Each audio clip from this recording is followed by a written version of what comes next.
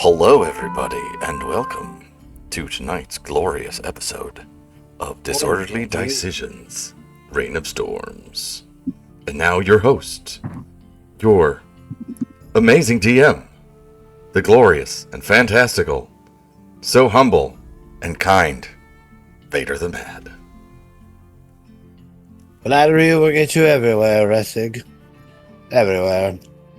Well, thank you. Hello, everyone. I am Vader the Mad. It is Sunday night, and that means it's time for the Reign of Storms. How's everyone doing tonight? Fucking Doing good. awesome. Alright. I'm excited to save this dragon who was being punished because they were a bad dragon even. Oh, no. Heyo. Can't be Oh, that. And Yeah, much made like that them, connection. do not be afraid to use our code disorderly50 at checkout at baddragon.com for your chance Yes. to get maximum savings. Maximum savings. Well, before we get into that, I need to read you guys this job posting I found on an anonymous website. I will not be disclosing the name of the website or the name of the the job poster because they're not going to get free publicity over here. We only have one slot for free publicity, and that's for Bad Dragon. But a soul call to spiritual creatives, visionaries, and earth stewards. If you are an earth steward, a healer, a cosmic builder who knows you're here to shift paradigms, this is for you. We're not just building a business, we're creating a movement.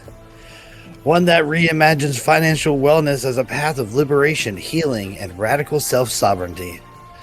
Money, to you, is the medicine, the mirror, and the means to live and give in. Oh, and give in alignment with your deepest truth. It's really space weird, so if I mess up reading it, I'm sorry. But what you'll do here is you'll embark on your own journey of financial healing and literacy, and then become a guide for others seeking the same. You'll empower and transform as you help souls break free from fear, scarcity, and the disconnection into clarity, confidence, and embodied freedom. You'll create and innovate, as you design financial pathways that honor both intuition and impact using your unique gift as a compass. Work your way by crafting a rhythm that supports your energy and lifestyle, whether part-time, full-time, or a whole new model. Grow in a community that walks beside a heart-centered circle of changemakers who value depth, devotion, and the sacredness of becoming. Who you are as a healer, coach, creative, intuitive, or simply someone awake and ready. You're done with systems that dim your light and feel soul-sucking. You're ready to reclaim money as energy, agency, and expression. You value learning, self-mastery, and liberation on all levels, and you believe abundance is our birthright, and you're here to help others remember. So there's a bunch of this stuff that goes on for a little bit. I screenshotted it 4 times, but what really set me off, besides everything, was here it is. Let's connect. We're not here to fix the old. We're here to birth the new. If this stirs something inside you, if you've been searching for the place where your mission meets momentum, let's explore how we can co-create something extraordinary together. And then they list the pay that they're offering.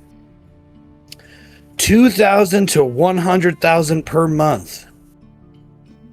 That's a pretty wide margin there. Huge margin.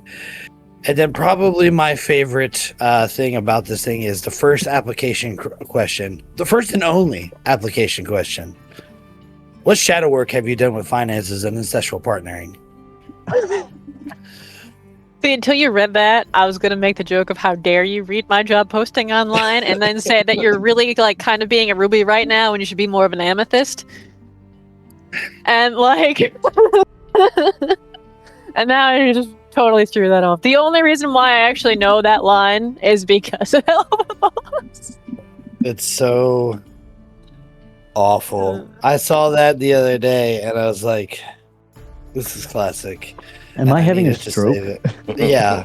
I think we all were, collectively. I'm still recovering mentally.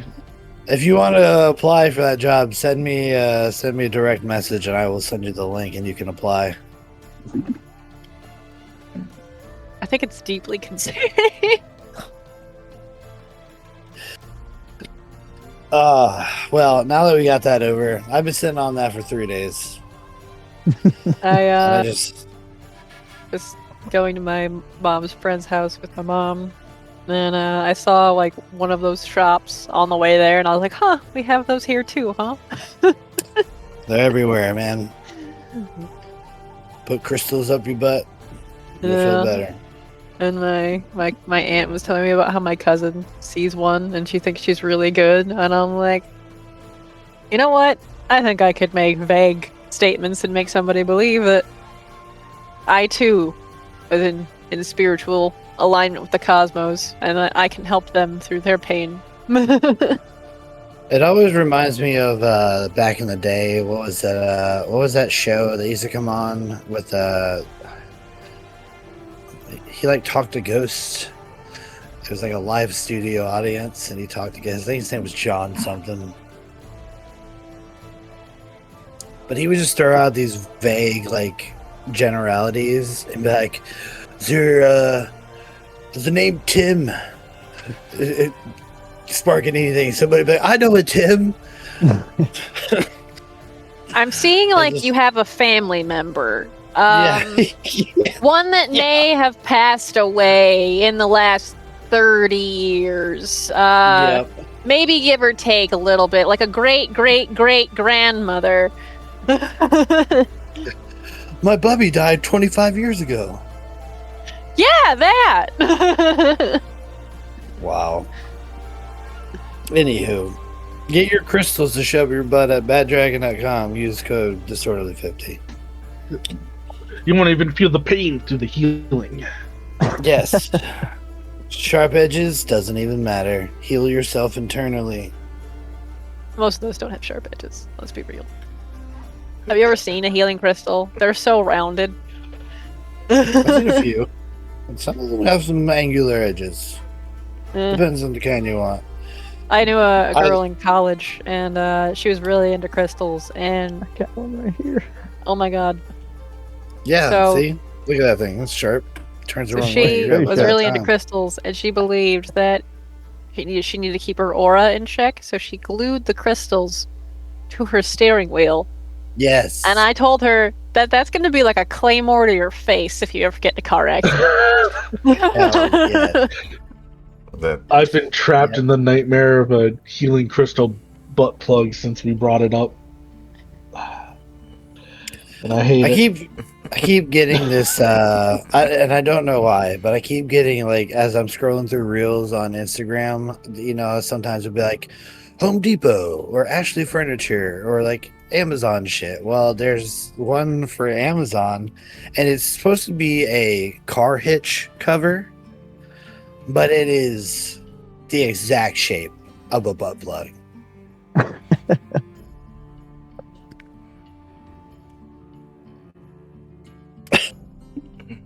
Anywho, let's Get get yours at into Bad the- Dragon with the code disorderly50.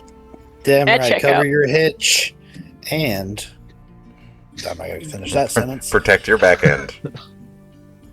Protect your back end. Anyways, let's get into the back end of this last time's session. Who's gonna do my? I have to say, no one can enter if occupancy is reached.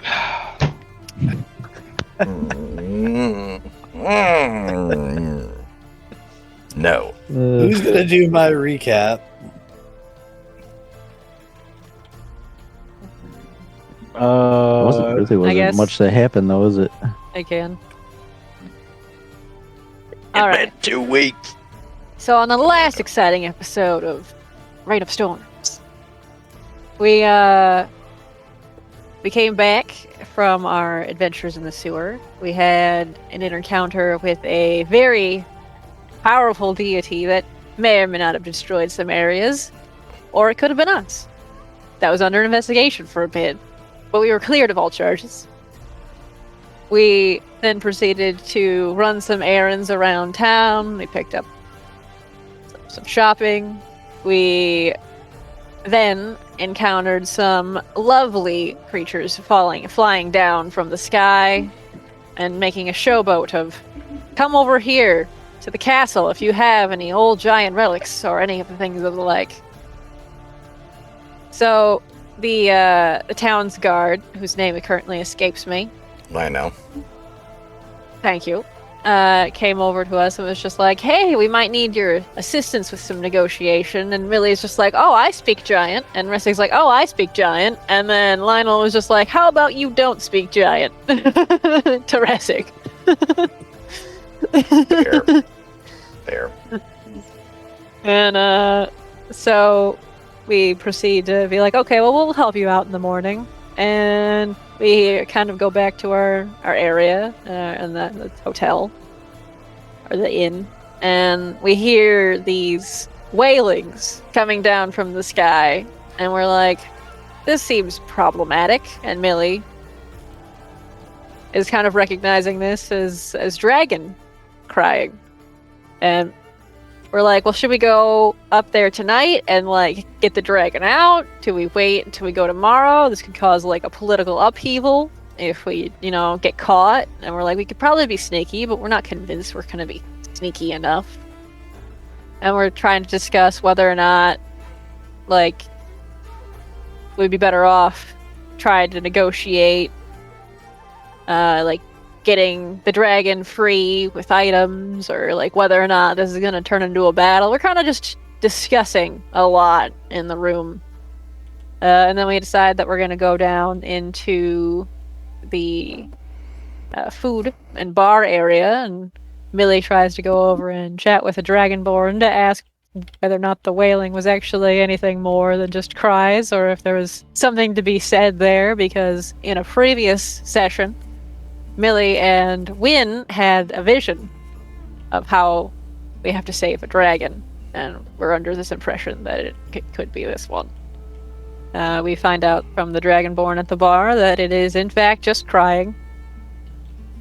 And we have a very difficult rest that night due to the fact that we were feeling some form of guilt over the dragon's cries.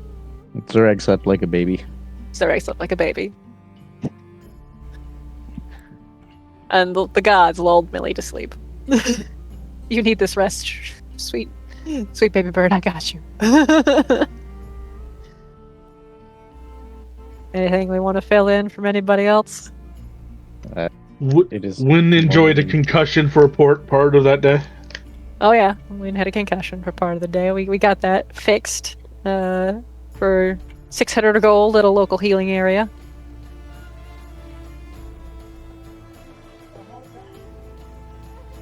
And then the other two, I think, had minor concussions, and Millie was able to magically heal those away. But Wynn's was just too powerful. Yep.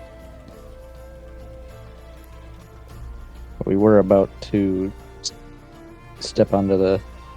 Do they have like a...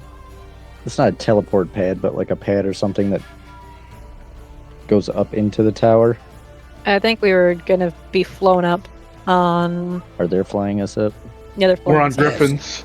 No, Yeah, Griffins. they had brought down 5 griffins to fly you up. Placeables. There's a new button. Well, don't press no new buttons. I don't know what they do. There's a new character sheet layout. What is this? What is this? This is different. Yeah, I don't understand. They updated it, and now I don't know what to do. What mean? What mean? Instructions unclear. They made the button pressy bar area. It's smaller. I don't understand.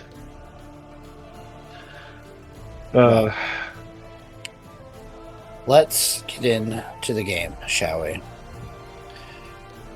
From here to the end of the campaign, starting now, you are all going to start each session with an inspiration. Uh-oh. This inspiration must be spent during the session. They do not stack. However, you can earn other inspirations during the session. But yes, you are going to need inspiration. These must be used before a roll. So if you're going to use inspiration, it must be called out.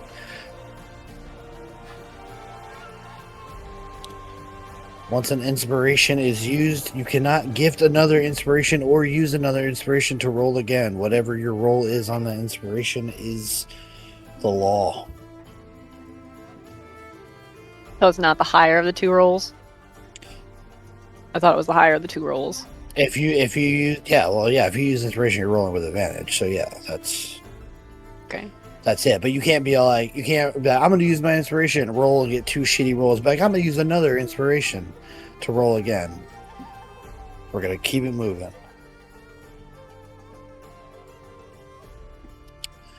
All right. Other than that, let me speak for a couple minutes as I illustrate you guys rising up through the sky and towards the sky giant castle. The two Aarakocra escorts flop their wings with pride as they lead your griffin mounts onwards and upwards into the clouds. The cool air becomes thinner and cooler still as you continue to rise. Soon, the ground disappears from your sight completely, and you break through the cloud layer. You feel the condensation of the gray clouds that you burst through, wetting your skin and your clothing just slightly as you quickly pass through. As you break above this gray cloud layer, before you stretches a wondrous sight. Fields of outstretched wispy clouds, each refracting the rising sun and their condensed vapors forms. Rays of light leak through the gaps in the clouds, creating pillars of light to form a heavenly runway towards a more condensed grouping of clouds, upon which sits a magnificent stone castle. The escorts lead your mounts in an aerial tour around the exterior of the structure as if to show off its majesty. As you circle, you can see 3 combined towers with a protruding gatehouse, all made of smoothly mortared stone. A slender tower stretches out from the largest of these 3 towers, each of which supports a lush green garden stretched across the tower's top. As you fly around the castle, you see numerous cloud giants moving about the battlements. They look up from large telescopes as you pass by, and eventually you are led to the base of a guardhouse. A staircase made of dense clouds stretches upwards before you. As you dismount the griffins, your feet sink into an opaque, buoyant, and semi-solid cloud base, which has the consistency and the coldness of slush. Your mounts take off, and the 2 Aarakocra escort you up the staircase into the guardhouse, where 2 air elementals await without word. The elementals focus their windy forms into ornate pipings that whistle and clank as the door's mechanical parts activate and the doors open to reveal a stone bridge that leads to the main castle. Air rustles your clothing as you step out onto the bridge. 2 more Aarakocra stand guard at the end of this walkway, and as you approach, they slam their spears down and stand aside as the main doorway opens. As these large doors open, inside you see a cloud giant dressed in a Roman noble-esque attire, like a toga with some bits of armor polished to a keen shine that adorn him. He awaits and greets you. In the common tongue, he says, "Greetings, small folk of Silvery Moon. My name is Crosaro. I serve as the castellan to the Countess. My lady is eager to meet with you and awaits you in the audience chamber. If you would follow me this way." And he turns and begins to walk. expecting you to follow. Rosaro leads you down. Go ahead, sorry. I was just going to ask the party if we're letting Lionel lead the way. We were He is told leading to? He steps forward first, and then Axel, and then Orm, the old man wizard, and you follow closely behind. Rosaro leads you down an opulent hallway lined with murals of various subject matter, pedestals atop which sit extravagant pieces of art and sculptures. The Castellan moves with purpose, yet allows enough time for you to marvel in the grandeur of the hall. Eventually, you are led to a staircase and up into a type of courtyard which sports a regal-colored curtain and stone floor, which has small puddles dotting the floor in places. You continue through another door, down a hallway, and finally turn towards what you imagine is the audience chamber. Millie, as you come to this intersection, you see down the corridor is another door that is shut, and you have a flash of imagery of a dragon in chains, bleeding, with pleading eyes, before you are brought back to the hallway here.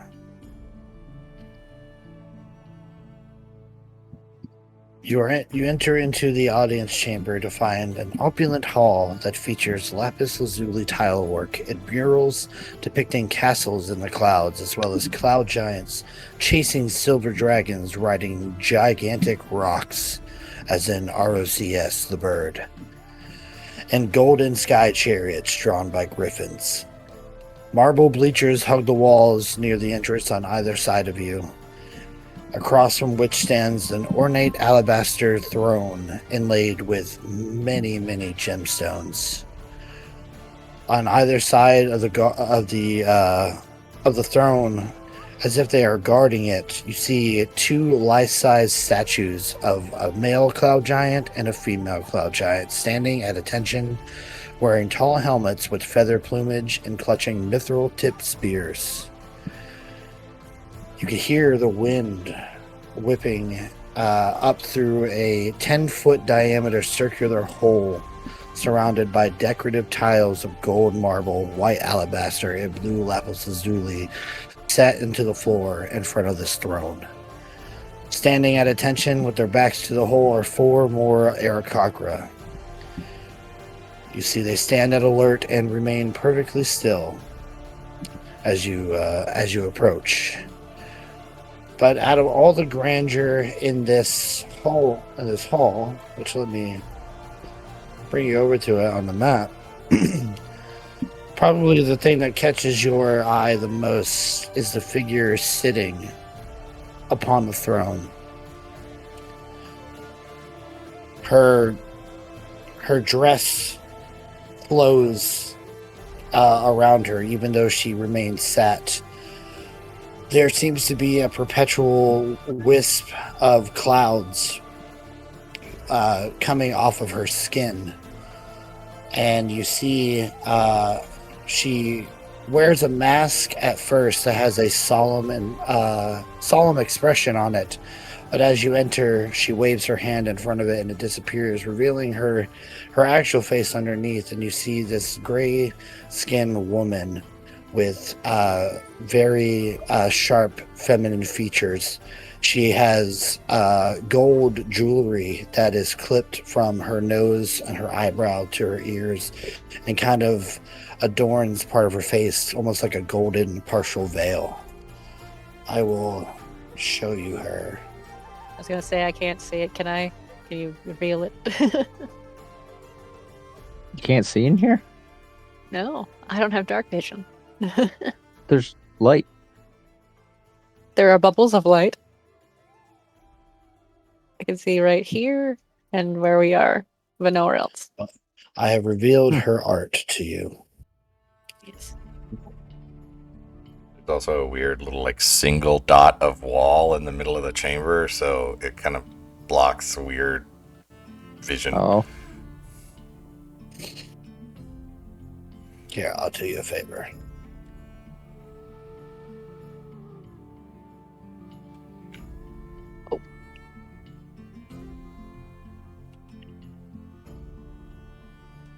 It's a bit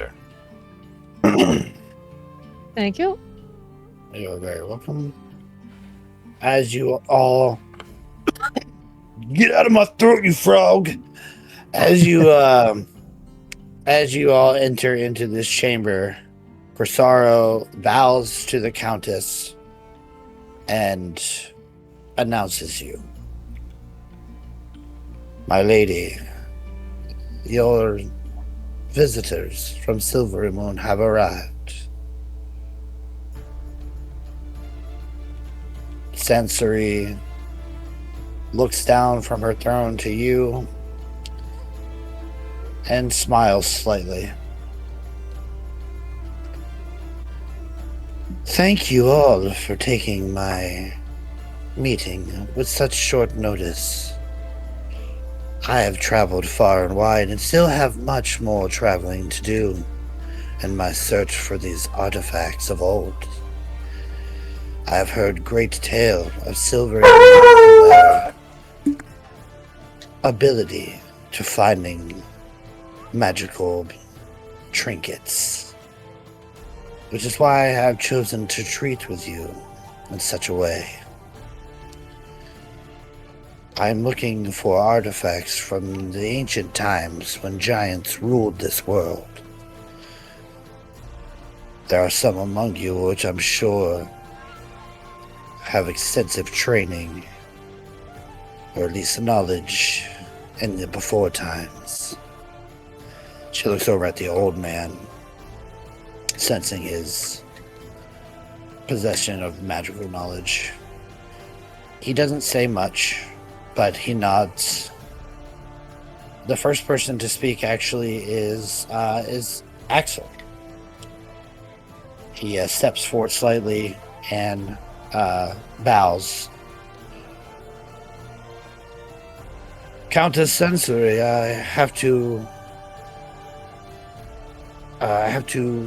compliment you on your chosen stable beast. The griffin is a noble creature, and it seems that you have yours well trained and well cared for.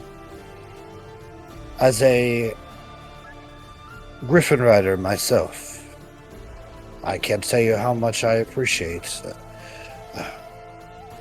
a good plumage. She responds in kind. You honor me with your praises. We take pride in our mounts, as they have ushered us into victory quite often. Now, you know my name. Before we proceed any further, I would like to know yours.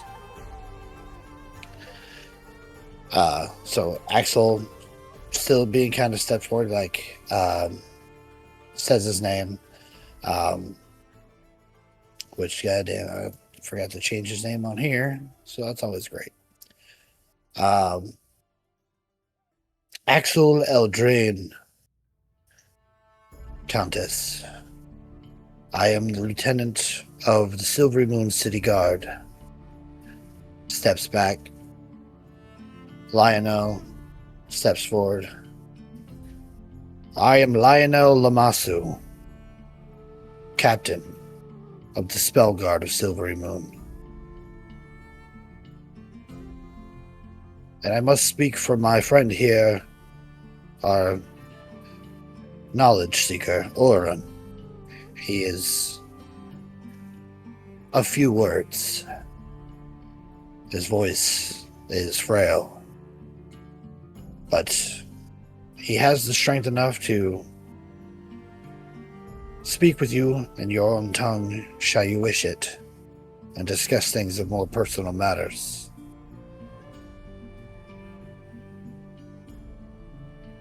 And who have you brought with you?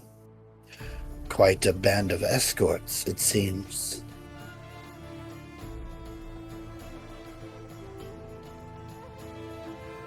who would introduce themselves first? Oh. I like the imagery, so like his wind's behind Lionel, I think. She'll like Yes. do the, halfling walks like basically through the square. And she'll come up and kind of give a little bow and she'll go, my name's Win, Win Sweetheart. I'm a cleric of Ilmater.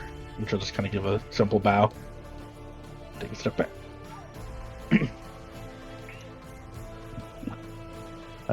Zurag would walk forward and bow to Zurag Sunhammer of the Uskar tribe. I have pants and I own nothing, and I am happy. And he'll back up.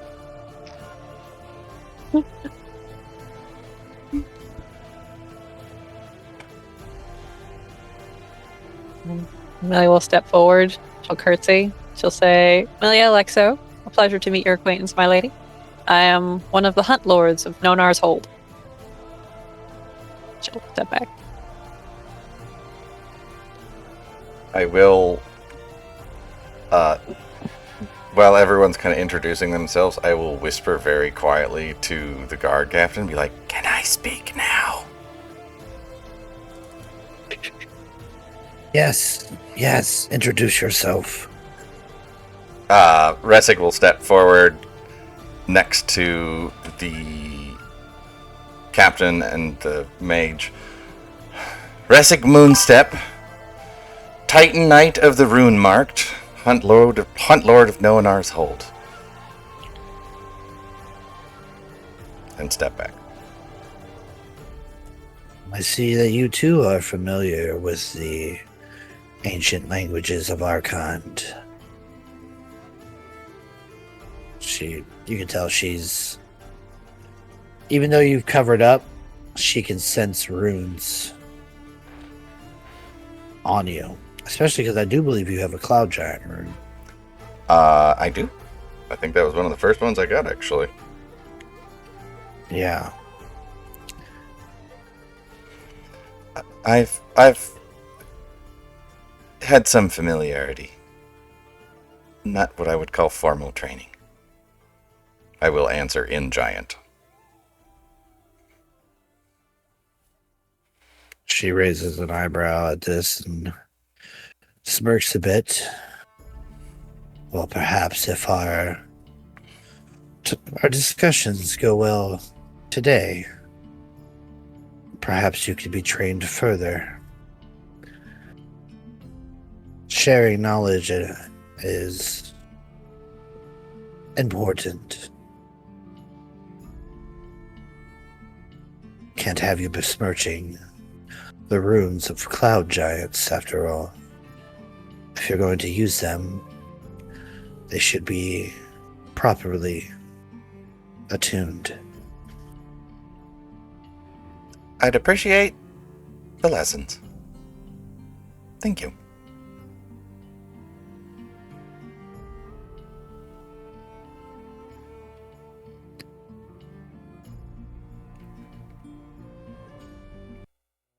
Lionel steps forward.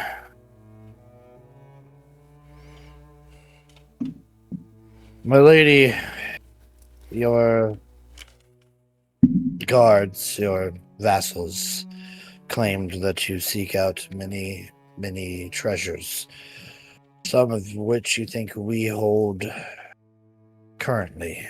Am I correct? It has been a long time since giants roamed these lands freely under their own rule. Thousands of years have transgressed as small folk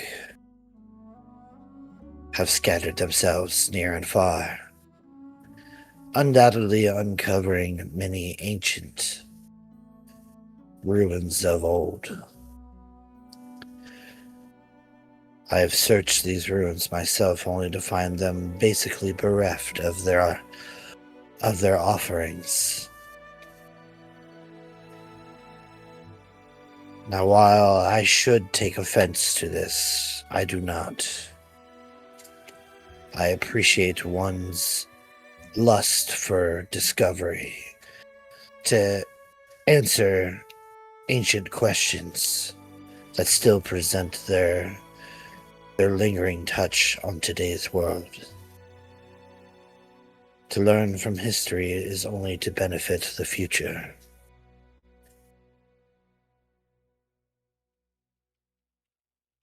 So I have come to you today, or asked you to come to me, to discuss the exchanging of hands for these treasures. If you find that amenable, I have many trinkets to offer in return. Gold that could fill a tiny folk's castle to the brim, to where it's spilling out from every porthole, raining down like waterfalls from the battlements, should you wish it.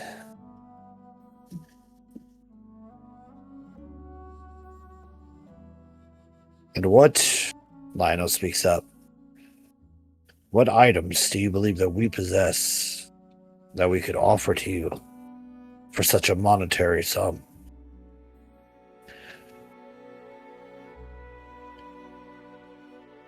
Your wizard here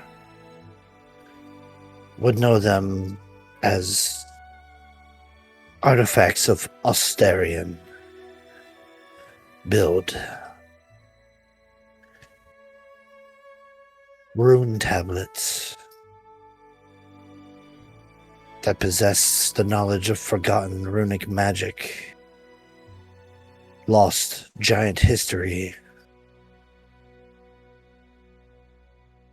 and something more precious to me. Clues to Austeria's fall.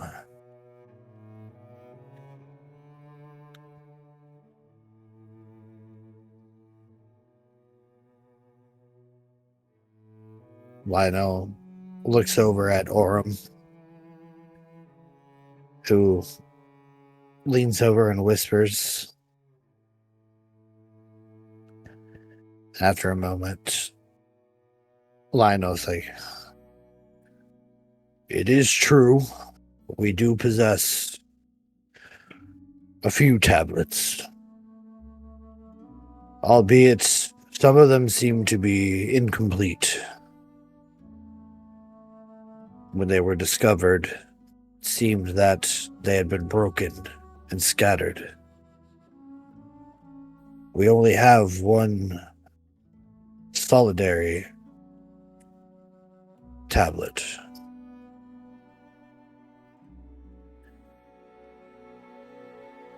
One is better than none. And with my knowledge, I'm sure I could complete the others.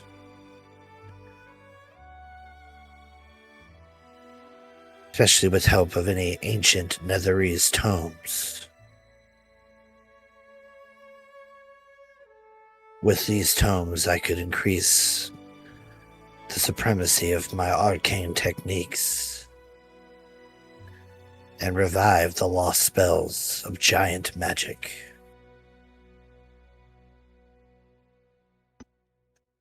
I don't know if there's a check we could make. She said Netherese, right? Yeah. Wouldn't that be after the giants fell? Like, after the empires fell? I mean, yes, but it would be still ancient. Yeah.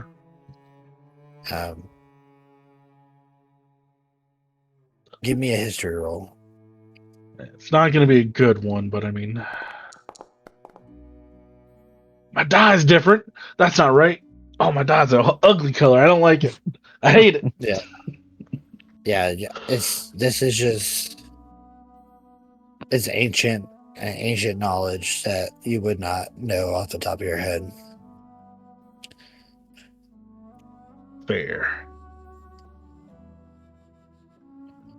Lionel steps forward a little bit more and says, "My lady, you have shown us diplomacy where it seems other giants have been willing to only show us violence. I believe that you come to us at a bad time. We are in current squabbles with the fire giant lord known as Duke Zalto. I am aware of Zalto. He is a brute that seeks to covet this world through battle and bloodshed. While he shares a rung of the ordning, we do not share the beliefs. I believe that this land, while it once belonged to the giants, is now rightfully the small folks. But I also believe that ancient Austeria should be rebuilt in the name of the giants, so that we may actually have a place of our own. A place that I would see designed by my accord.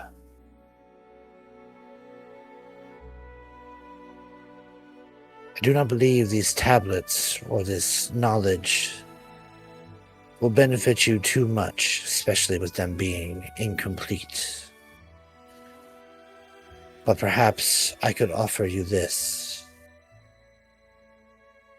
A location of Duke Zalto, as well as what he plans to do. He is not very quiet when it comes to his tactics, rather. Real quick, when she says like, because he basically was like, oh, thanks for coming with diplomacy first. She's like, I believe the world should be inherited by the small folk, but giants need a place in it. Did she seem sincere? Give me an insight check. Was that like sincerely like, yes, I believe in peace, I want to just live in this world too.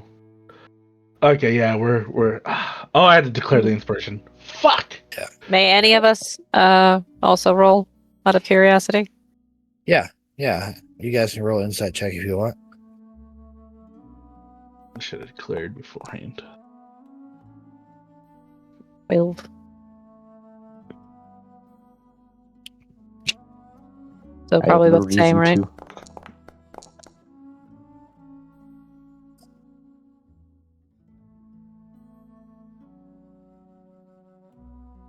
25. I think he's muted. I said 25. Did it not come through? Hello? Nope, It there you did. Now it did. You have advantage for... Let me double check something. I wanted to roll before it got out. Yes, I do. From one of my runes. I think it's the Cloud Giant rune, actually. Okay. I'll double check. It is one of them. Okay. It's either Cloud or Stone. With a 25, she is being sincere for the most part. But it's mostly in the way like,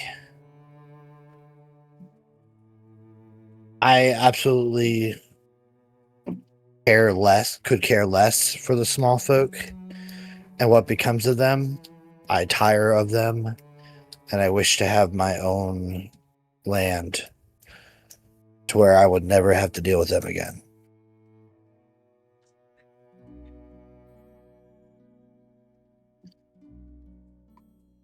Interesting.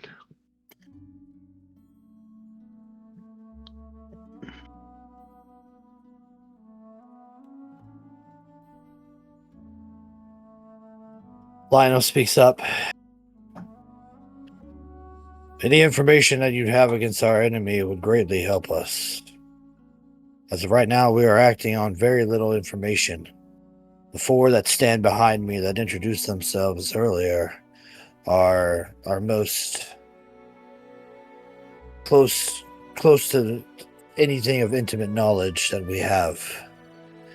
And even that seems to be scarce.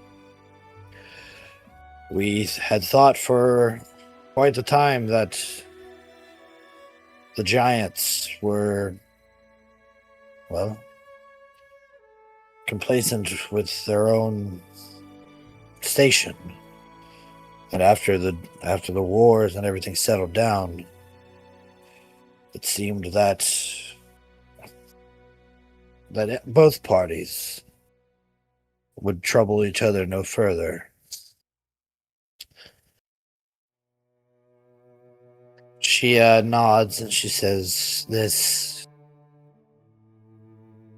is true. In some ways. I can definitely tell you that the giants haven't been complacent with their station. We are a prideful species. And we hold grudges. Some of us more than others. Duke Salto being one of those. Our god, the All-Father Aman, first of his kind, who created the giants, saw fit to place us in a caste system. A caste system that we know as the Ordering. It seems that we giants have angered our god. And now he seeks to punish us. Our ordering remains broken. And now all of the giant lords seek to claim the top spot for their own. I believe that restoring Austeria to its former glory in the name of the All-Father will be enough to please him and reinstate the ordering with cloud giants at the top, reigning supreme over the storm, frost, fire, and hill giants.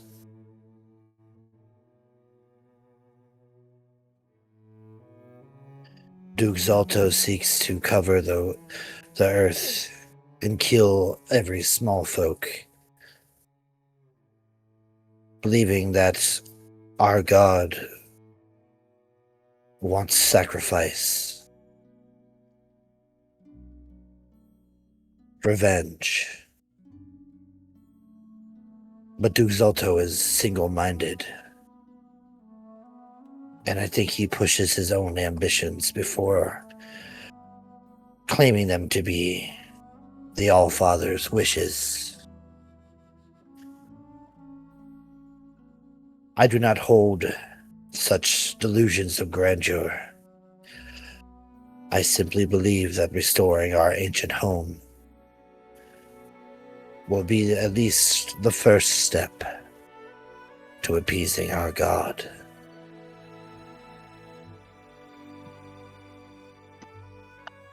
Wynn will kind of raise her hand. If I may ask, where was your ancient home? Whereabouts?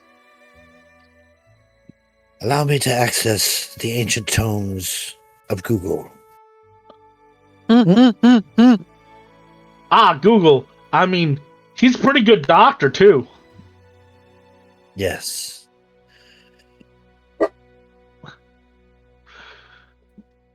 So, Astoria, rather, which means in the giant's tongue. I'm going to speak normal Vader voice. This is all going to be coming from her.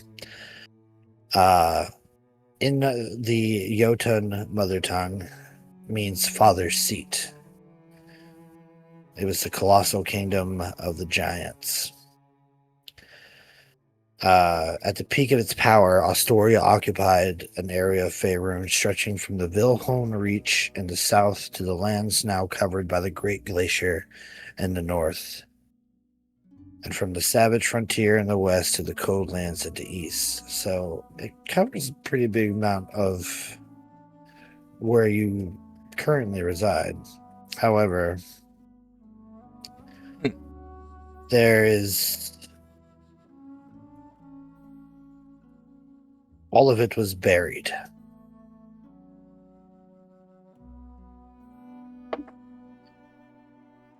And over time and through war with dragons and all this stuff, it's all been lost.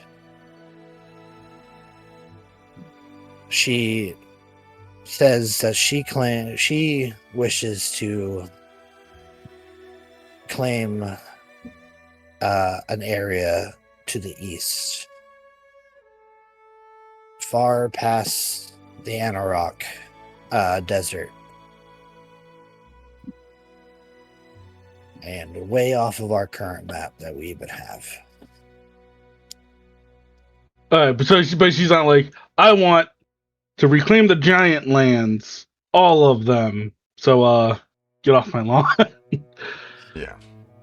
She's not saying that in those terms, but she is saying that she wants to rebuild Astoria, which it could be taken in multiple ways. Okay.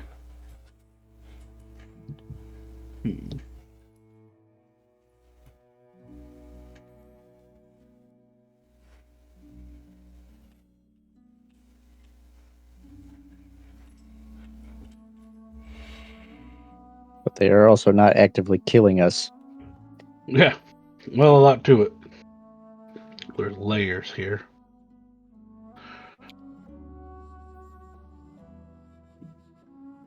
Yeah,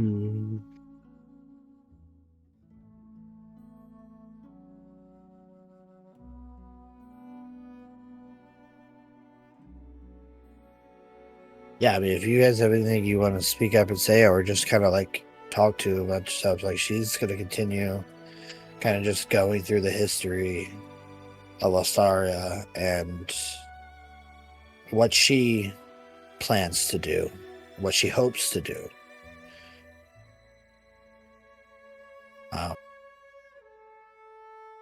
I cannot speak for the other giant lords, at least until the ordering is reestablished and I am at its height.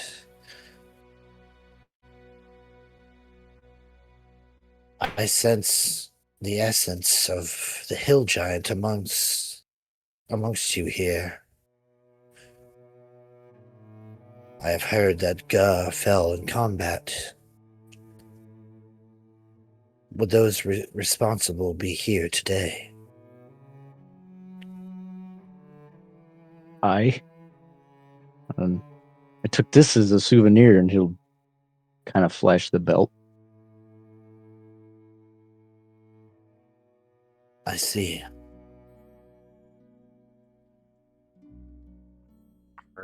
A grand feat for small folk, even though Ga was the lesser of the giants. She was brutish, and I imagine she put up quite the fight before you slayed her.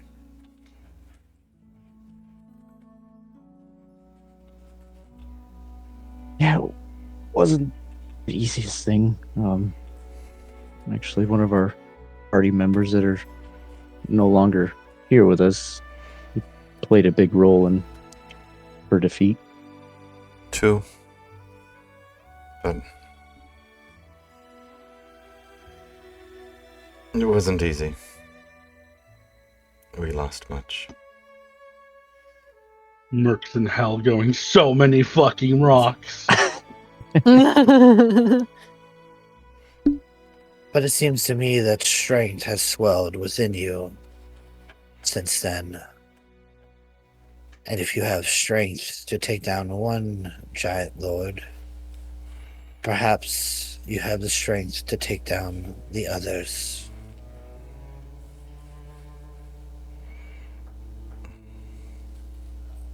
Duke Salto is a problem for both of us. But ultimately, the Storm Giant Lord is the biggest of your concerns. He holds the current top of the ordering, King Hecaton, who sits upon the Worm Skull throne. A throne made out of the bones and skulls of dragons. He has been thrust into a fury since the Ordning's break, when the small folk decided to murder his wife. He seeks vengeance on all your kind, and soon the storm's fury will cover this world, and the reign of storms will commence. Fourth wall broken. She winks Pardon at the me, camera. You see a little chink sign TM. Guys, Pardon we me, can't my fight lady. her. She has Deadpool powers. Pardon me, my lady, but while we're on the subject of the other giant lords and their place, as well as those that have passed, are you familiar with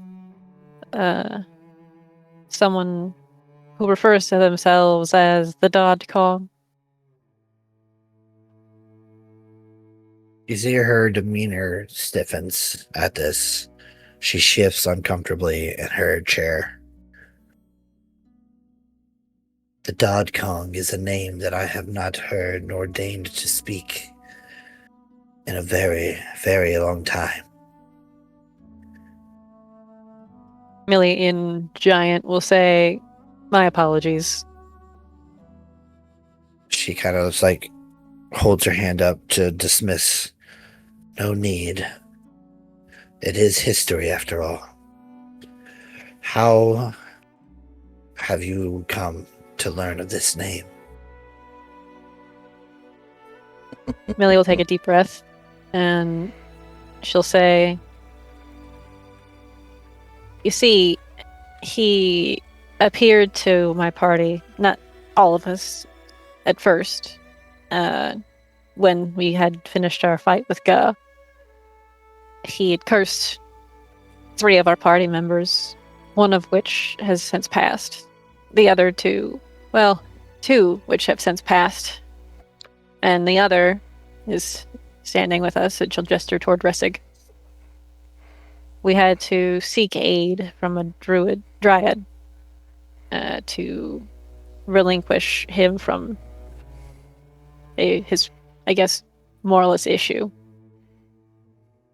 In which case we ran into him briefly, and with the dryad and some other assisting magics, one of them being mine, we were able to fend him off temporarily.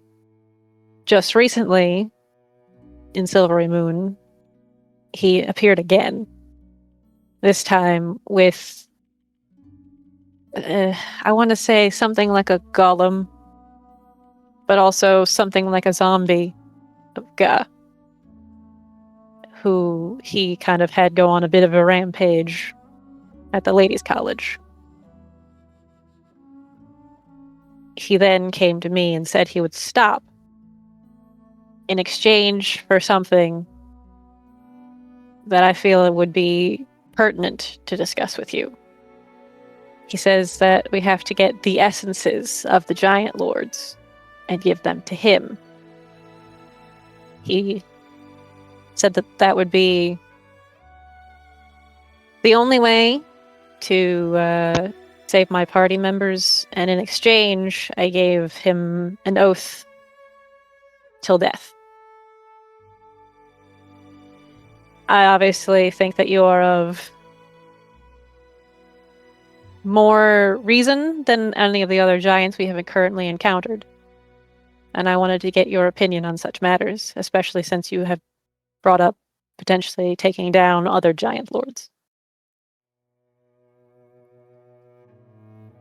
I think he wants to use your guys' power, or the giant lord's power, for something. He said that you are of no kin to him. And it didn't seem like we And needed to give your essence, because he had the essence of Ga. We gave him nothing. So he was able to take it somehow upon her death. Her essence was free to be claimed upon her death. Slaying her, you indirectly gave him the opportunity to claim it. Yes. So, he has returned then. He no doubt seeks to bring Cairnhelm back to power.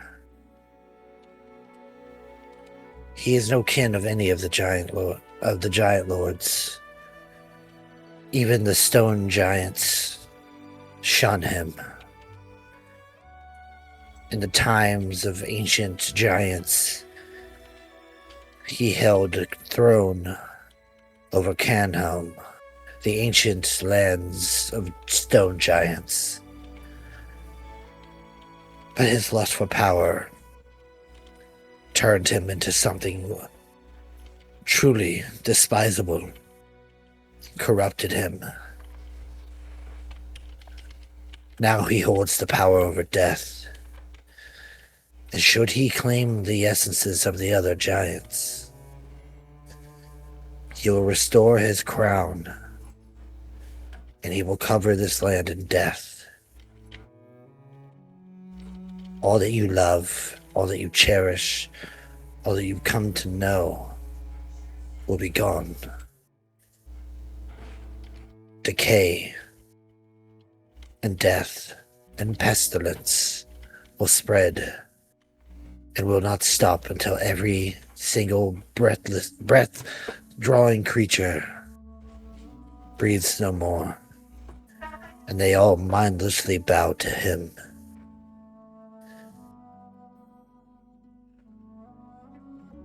And when you have said that, like, when you told her this, you see Crisaro, like, gets a little, like, tense as, like, he's ready to like, get into action. He's kind of stood off to the side.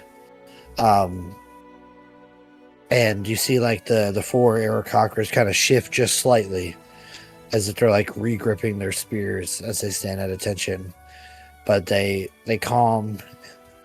And Sansari is like, because you've been so forthright with me, I do not believe there's a reason to suspect that you are here to take my life, or to attempt a threat on my life. That gives me comfort in going forward with our dealings here.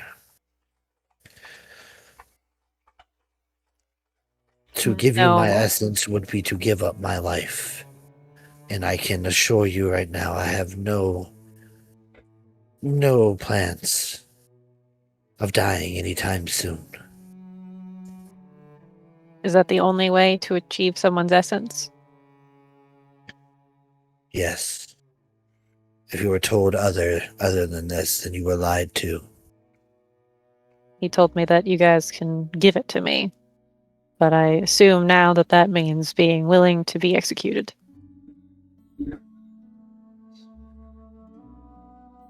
Exactly. She, kind of waves her hand over her face, and the smooth skin of her forehead shows suddenly shows the only blemish on her, and it is a cloud giant rune. And this looks very similar to the rune that Ga had inscribed on her.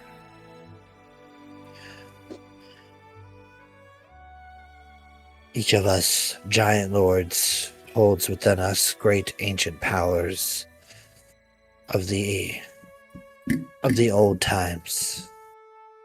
The cloud rune here that you see upon my forehead delineates me as the leader of the cloud giants and grants me great power. But it also holds my life force, my essence. And should it be taken from me, I will die. Or worse, be stripped of everything. So each essence that he gains, he will become stronger.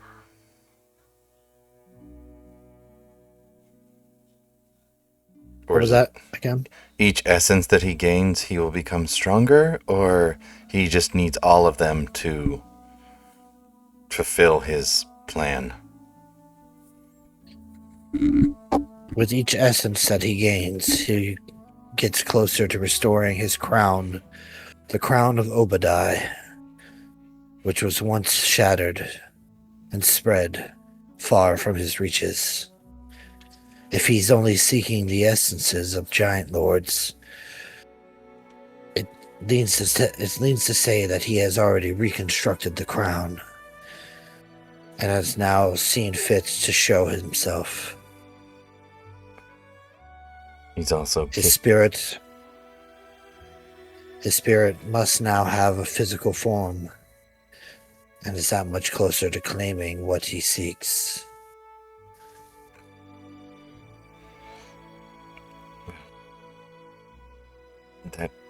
that poses a problem for your plans of re-establishing your kingdom. Because if we go and kill the giant lords, that's just making him stronger. Only if you are to give him the essences.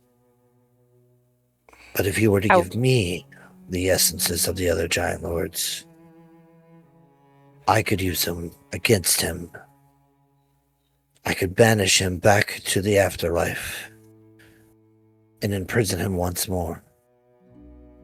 How do we claim them? And I also do not wish to die. So how could I not be in a predicament as with my my life debt, so to speak?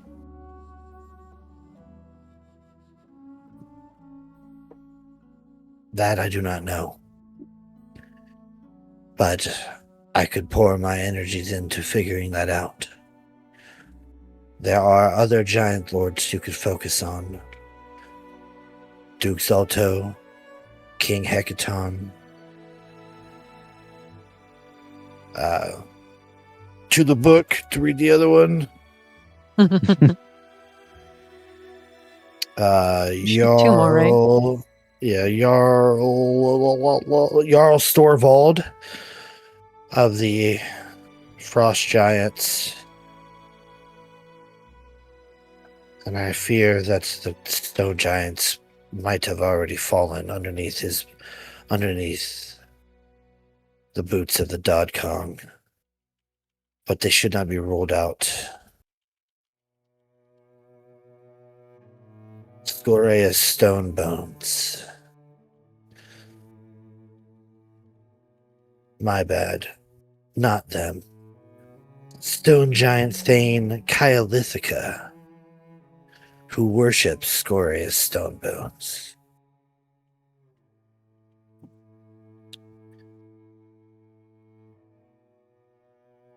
I could show you where each of these lay. But perhaps if you were to travel to the spine of the world and seek out our ancient temple, there is an oracle who may be able to grant you insight into how to deal with the remaining giant lords, and perhaps finding a way around the deal you made with the Dodcon.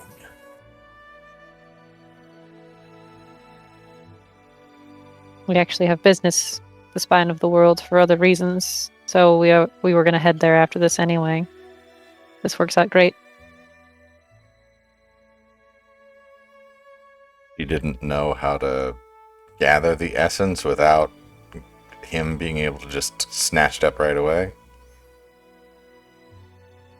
Because that was one of Millie's questions, too. Again, I cannot offer any certainty in that answer.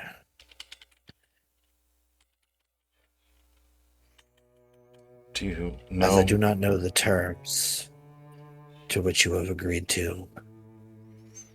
Do you know where Cairnhelm used to be?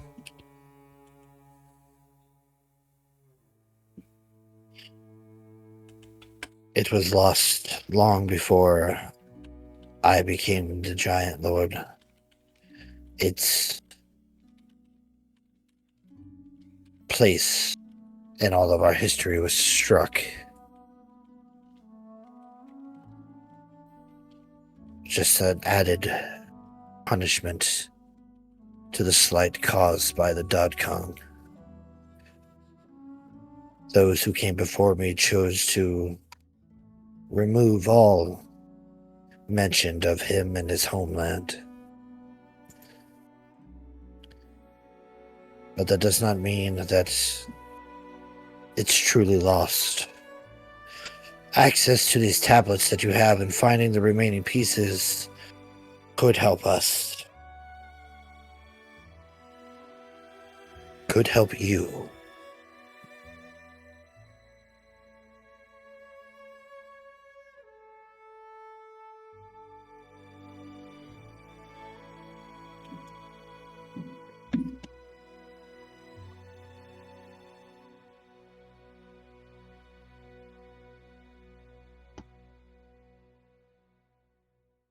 Out of character, real quick.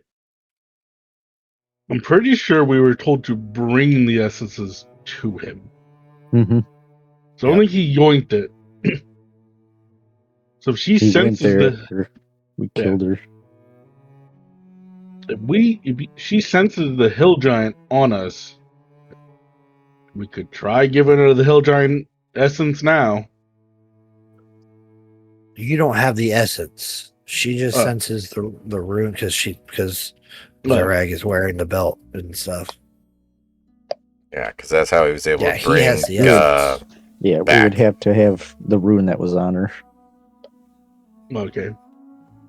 Do we have to decapitate all of these giants and then keep their heads? Or is this like a little less aggressive? Yeah, it's definitely you don't have to bring the heads of the giants and stuff. Yeah, it's just their runes, their essence. However you saw fit to dispose of them, decapitation or not.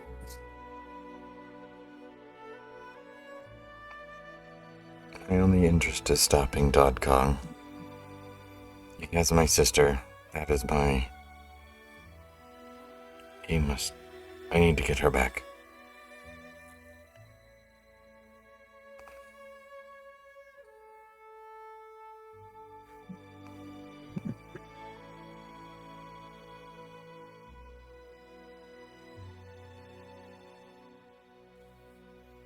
I could help you do this if I had the power of the other giants.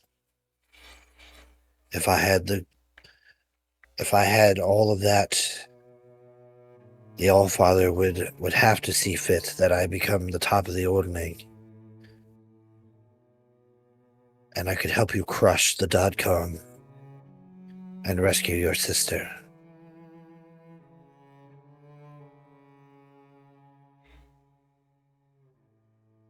It is only to both of our benefits that this monster does not gain any more power than he already has.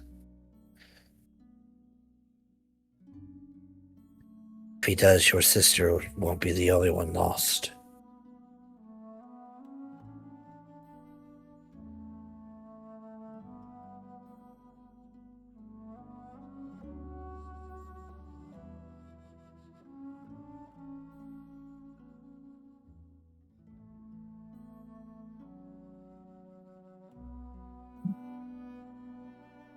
I must say the Cloud Giants seem to be the most reasonable we've met so far.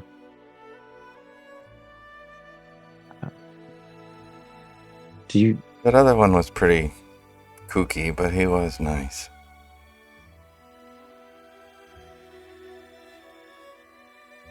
Zurich will actually look at the Countess and ask if she knows Zephyros. He aided us before.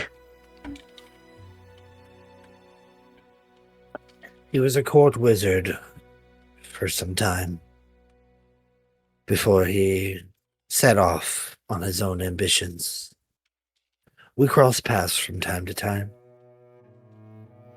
but mostly he keeps to himself. How is the old coot? We haven't seen him in what, a month?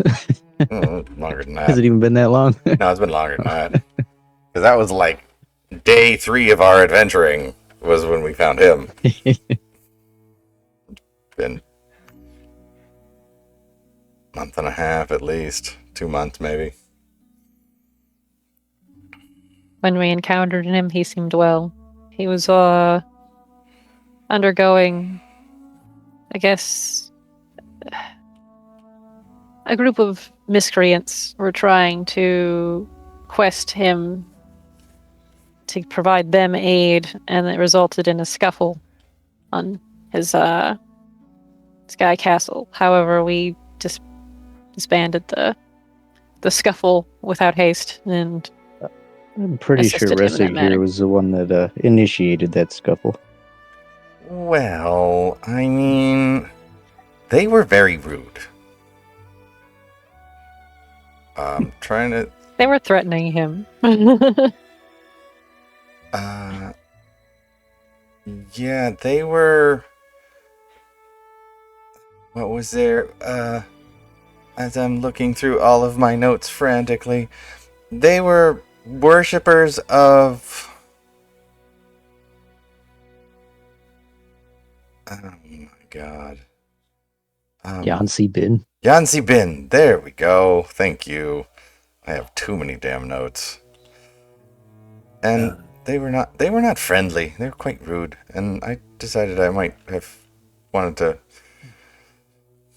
punch one of them in a very tender spot. Out of character. It's- Ressig decided he didn't want them to have children. Ever. Well, they definitely won't, because they were thrown off of the cloud. But yeah, she takes what you're saying about Zephyros and stuff, and you can tell that she's like, okay, cool. He's doing art. He's not up into too much trouble. He's doing what he's always done. Cool.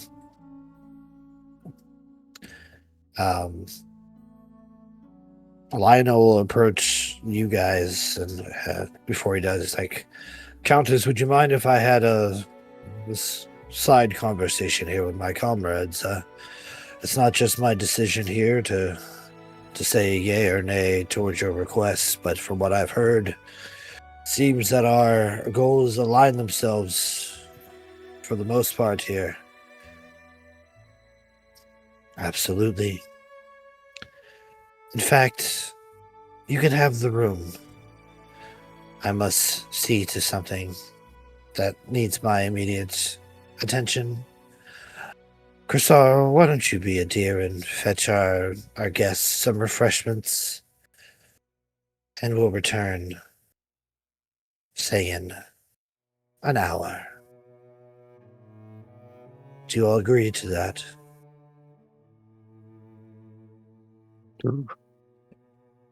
Good. That That's would be good. lovely. And with just like a wisp of cloud, she just vanishes from the room. Crisaro bows towards y'all. I shall return shortly with refreshments. And he leaves the room as well, leaving just the 4 guards standing at attention around this 10-foot hole.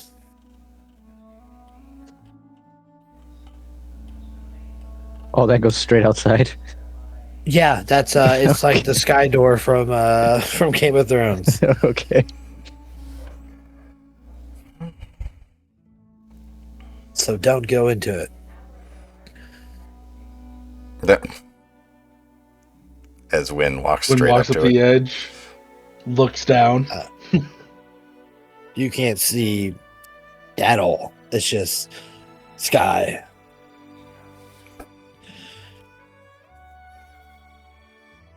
That You would say you say one cloud like drifts, and you can finally see like past the clouds, and the ground looks so far away. It's just like that, like when you're up in a plane, you kind of just see like multiple squares of different colored grasses and shit. It's like Yeah. that. Wynn is gonna look at one of the Aarakocra and go, "Do you ever just look down and kind of watch the train pass?" They do not say anything. And now that you're like standing still and up close to these guys, you see that their feathers have like a icy sheen, like they're made out of ice.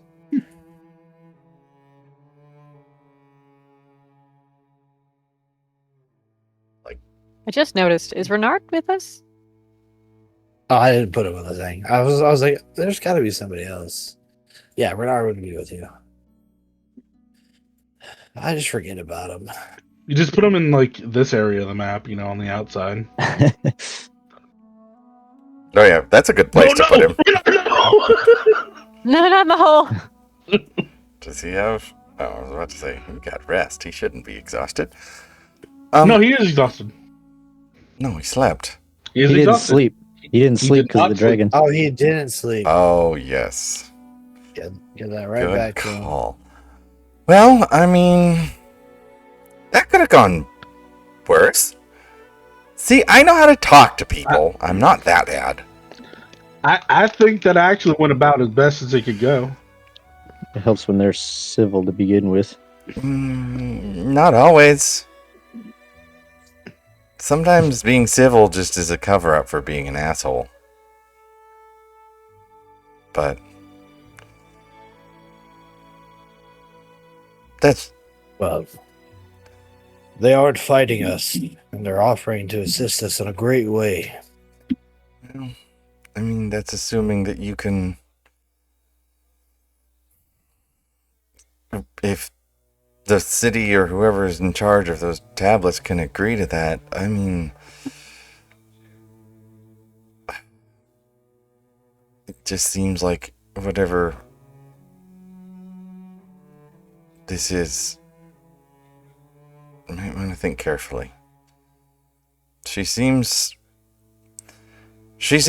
genuine in her desire to let small folk be, but less out of a fact of living together and more just thinking of us as less. If that makes sense. So, Sometimes royalty be that way. well, And right now, it seems that we're more on equal footing than we usually are.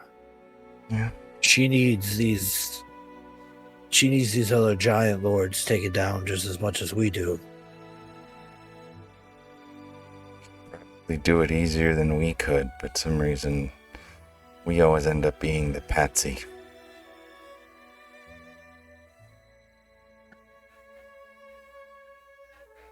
I cannot pretend to speak on any of the giant ways. Orum, what do you think? As he says this, he like turns up and looks around, and Orum is looking at the. He's moved over to the throne, and you see he's just kind of like looking over it very intently, just staring at this this large gemstone that's placed into like the head of the throne. It's this gigantic black sapphire. It's in the middle of a sun-shaped marble fitting that has runes engraved all around it.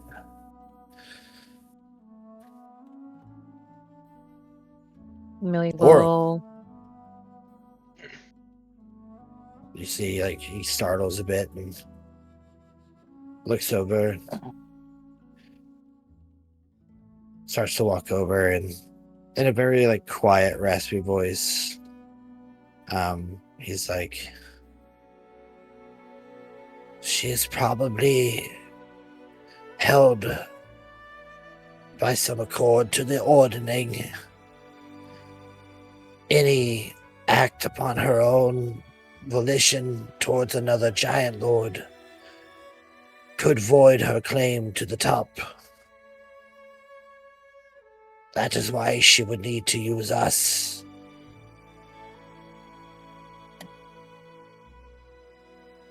And I interrupted you, Millie. I'm sorry. Very good. Millie will look over at Ressig and in Elvish say, that door we passed on the way in, there are dragons in there. He's bloodied. With I will respond. all the elves here nod. I will respond. Yeah. Literally everybody. Except for me thinking, Yes. what's going on? No, Win and Zarag just kind of go. Win holds up her hand and goes, "I think they're making fun of us." It's like that conversation with Aragorn and fucking Legolas. You're like, then I will die as one of them. She's like, what? Everybody just looks up like, excuse me? I thought you guys were just like chatting in Elvish.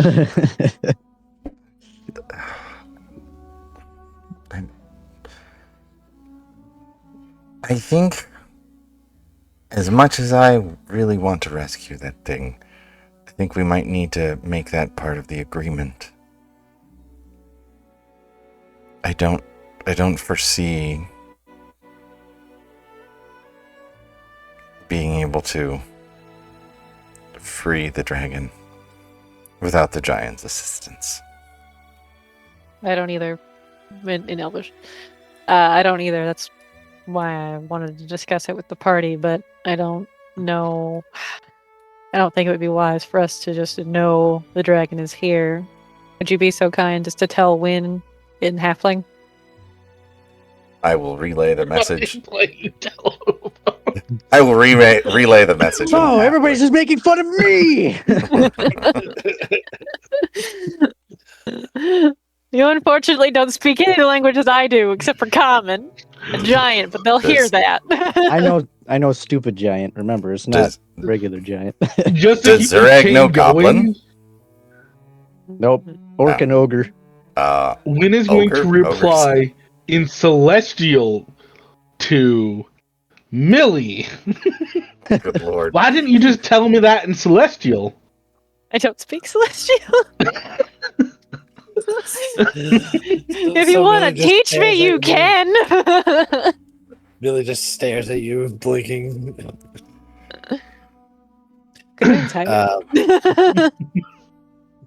Corsaro returns after a little bit with some refreshments. The size of us. To the most confusing conversation that's ever been spoken is in like 8 different languages. Well, you see, he enters in, and following behind him is an ogre, who's got like a chef's apron and a chef's hat on. And he's carrying a tray that has golden pitchers and some goblets, as well as some platters of finger foods. And he walks in, just like carrying this cart, sets it down on a table, and speaks in ogre. He's like, I have prepared for you a wonderful selection here. We have chicken tendies, cucumber sandwiches, deviled eggs, and of course, the freshest water. I will respond in ogre. Thank you. Everybody else, all you heard.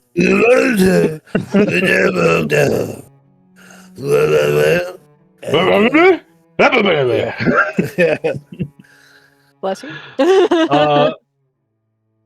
When's like look over the food? How does the food look? Oh, it looks exquisite. When's gonna be like, good for you, big man? She's gonna like reach into like one of her back pockets and pull out one of her extra chef hats she gives out to aspiring chefs, mostly little kids. She's gonna hold it up to the ogre. He takes off his gigantic chef's hat that actually covers his head, puts it under his arm, and puts the little one on. Bows and just walks off with like a little bit of like a pep in his step. Crisaro bows and says, if you need anything else, simply ring this bell. And he produces a bell out of like cloud. It just forms into a bell. The lady shall see you shortly. And he leaves the room. Look at the knife work on the cucumber slices. That's pretty good. Drake's going to town on these tendies. There's not a single like slice of cucumber that has any type of like the sandwich. The bread has no evidence of there ever being a crust. They're just these nice little neat stacks, and they're perfect. Just imagine he's like clouds. Because like a cutting knife to an ogre would be like a hobby knife to us. So this ogre just sitting there with his like little hobby knife. He's like, yeah. The lines are clean.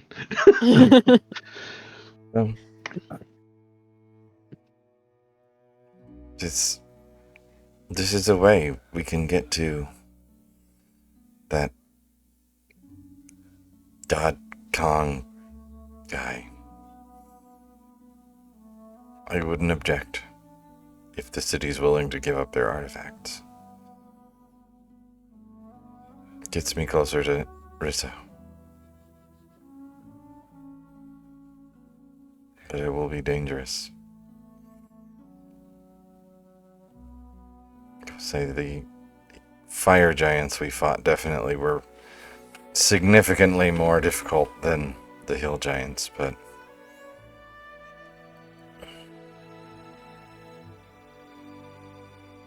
we already know that he would cause death and destruction. She confirmed it. I just don't know. And what about this king of theirs? She said the small folk murdered his wife? What chance do we have of getting close to him if he's that mad?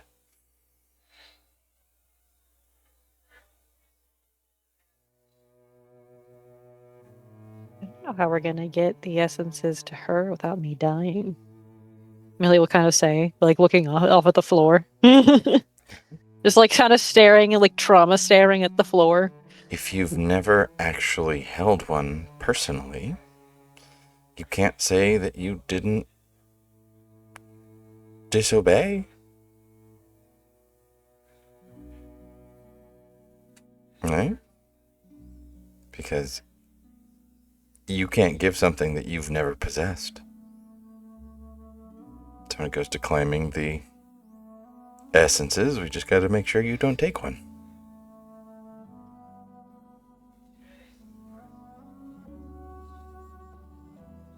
All right, she's bloodied. I think I'm going to leave the room now. Good luck, guys.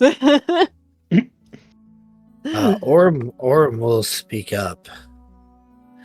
I am not convinced that she truly means everything behind her words. I do not believe them to be all truthful.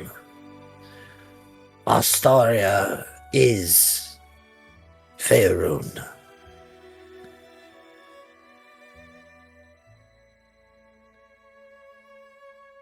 It once belonged to the giants. We could just be a means to an end for her.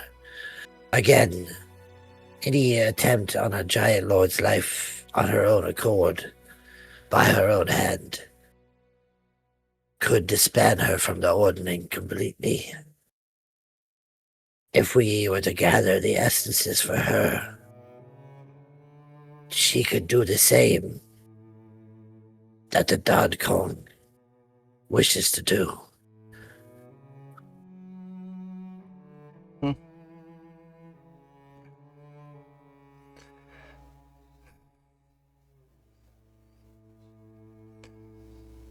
I also have to point out, remember, y'all told me about that village that, was pounded into the dirt by boulders.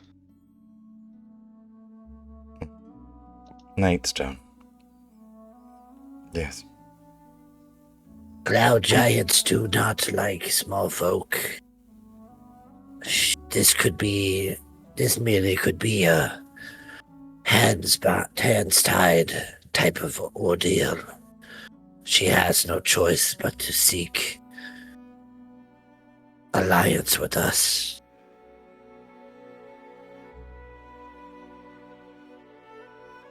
I will turn to Millie and in Elvin. What if we just try and find a way to destroy the essence once we've got it? I don't know how that would affect my life in this case. I don't even know if I do die from this, if I can be brought back or not at this point. Well, that's one way to keep anyone from getting them. I mean, if it comes down to it, and it's either the world or me,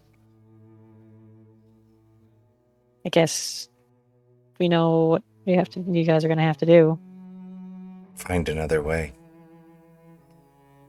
We've already lost too many friends.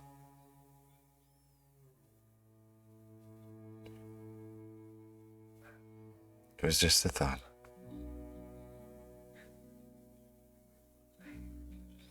We'll have to put in the effort, I guess. I don't think I'm bound by any specific time frame, but I don't really know. I don't really know what to do. We follow your All I candle know is at flame. the time. All I know is at the time I couldn't lose you guys. I didn't want to see anyone else suffer. He said he would leave.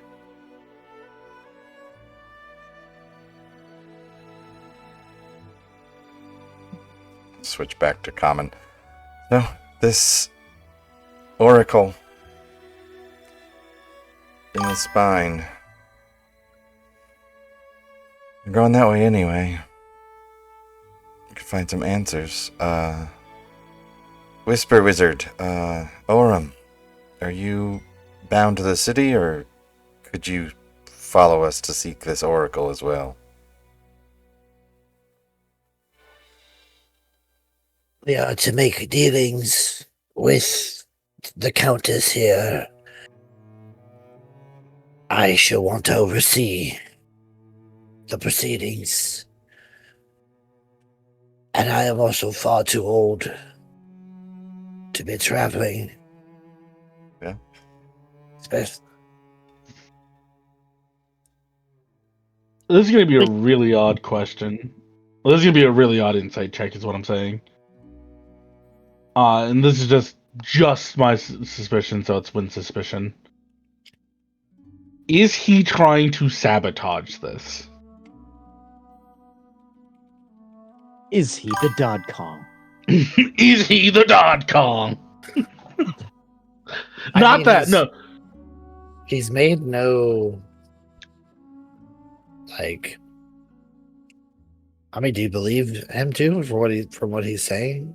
Like, he's made no like moves or anything. He's made no moves, but he also is just like Countess, like, because he's supposed to be one of our like the lead negotiators here. He didn't say anything while she was talking, and then now he's just like, "Well, I think we have all the leverage on her, and we can't trust her." As a whole, When he talks, it's like you can tell it's like straining. It's like it seems like his vocal cords could snap at any time. So anything over a whisper, you can imagine would be pain. That's why he whispered towards Lionel and stuff like that. Mm. It is purely a hunch on Wynn's part. You can roll an insight check if you like. I'm gonna burn the inspiration and roll with advantage. Okay.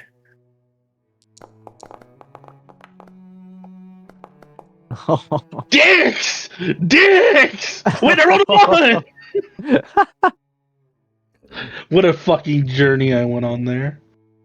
I added everything together, though. That It should be an 18. I think, didn't it? 18. It should be an 18. That's weird. Yeah, it's super weird. I mean, he seems to be wanting to go along with the trade because he's like, because you can tell to him an opportunity to actually work side by side with something that with subject matter that he's been studying would be great for him. But I mean, he also proves, has a good point that she could literally be doing the exact same thing that the Dog Kong is attempting to do just for herself. Yeah. Like, he knows a lot about giants, and what he says, is factual. Cloud giants, don't like to deal with small folk. That's why they build their castles way up in the sky, so they don't have to deal with those who walk on the ground. So this very well could be she's coming to us with her hands tied because she has no other options. And she had, it's kind of like the same thing that if you accept her help, it'd be the enemy of my enemy is my friend. So, your enemy is the other giant lords, her enemy is the other giant lords, and working together, you could help each other. But again, I mean, I think it goes without saying that you should probably be, a little tenuous when it comes to dealing with the giants. But I mean, yeah, he speaks the truth. Astoria is Faerun. She seems to be like, I just want to bring back a portion of it. But you're a God-fearing, woman. Your God might not feel the same, but the All-Father, the Lord of all giants, the one that created all giants, would he be happy with just a portion of his kingdom being restored in his name? Or would he only be satiated by all of it? Yeah. And that's the part that you don't really know. That's kind of a gamble. A second question. How long has it been? It was about 30 minutes until your refreshments came. We'll say it's only been about 10 minutes since then. So you get about 20 minutes till she comes back.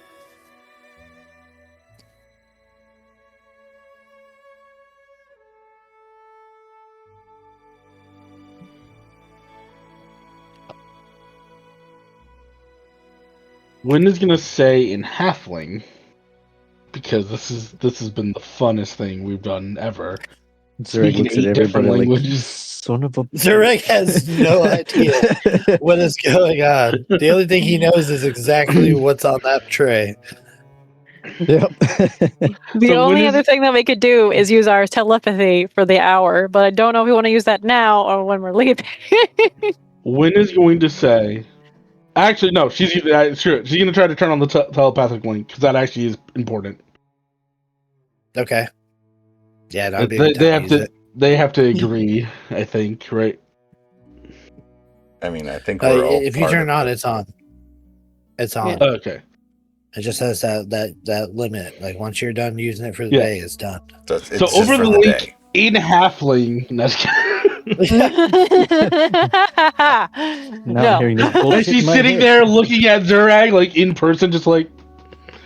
flying two birds. Zarek's like, I'm gonna zone him out with these chicken tendies, and he just hears it in his head. Zora goes out of way, chews very loudly. But no, she'll say, should we ring the bell and maybe... Wynn has an accent. Y'all, you think it'd be a good idea to maybe try to ring the bell and ask if we could go stretch our legs? Maybe get an eye on this whole place? Or at least some of it? I don't think we're going to be able to go anywhere without being watched. I Can't mean, stop thinking about some that knowledge is a little bit better than none, right? Maybe ask for a tour of the castle?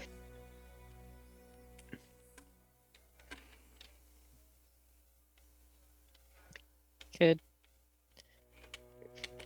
We could ask me about that noise last night. Or I could maybe say something about how the reason why we're going to the spine of the world is I had a vision about a dragon. And it's bronze. And maybe they might say something. I want to tip our hand to what we want before, we're ready.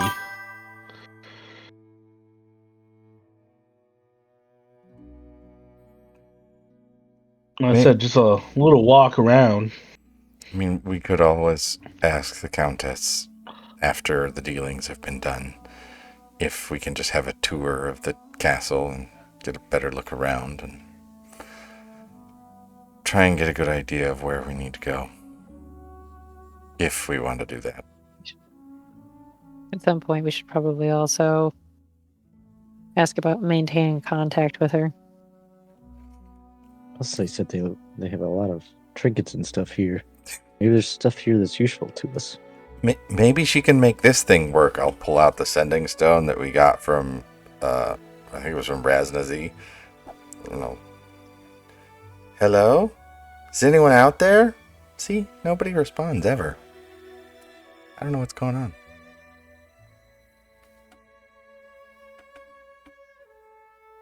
All of a sudden, we hear bag of nails on the other end. What? That would be the greatest thing. The pieces are in my head now! Where did you get this number? This. We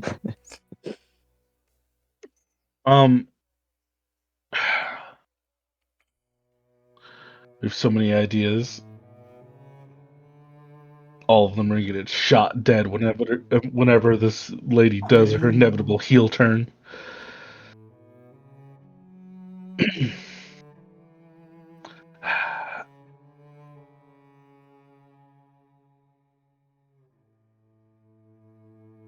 Silence is nice.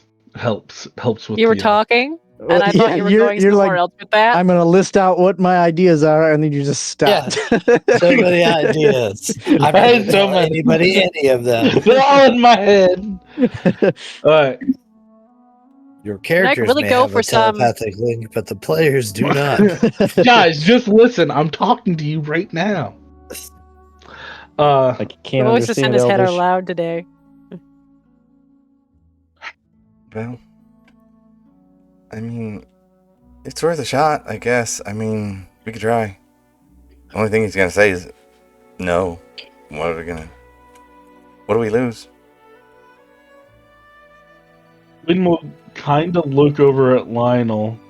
Lionel? Right, yeah. She'll go, we're gonna go stretch our legs for a little bit, maybe. Well, we'll see what our hosts say. She's going to start going for the bell. Okay. I like to think that during this time we're just really intently staring at each other, and everybody's just like, "What's going on?" Yeah, Lionel's like, you've been standing there for 10 minutes, not saying anything. First, you were speaking in different languages, multiple different languages, some of which I understood. Then you just stood there and stared. Are you having a seizure or a stroke? Should I call somebody? I believe it's constipation. I'll say in Which one did Goblin you behind his back. understand? I'll say it in Goblin. Your armor smells like rotten nacho cheese. What's wrong with you? You get a chuckle out of Orm.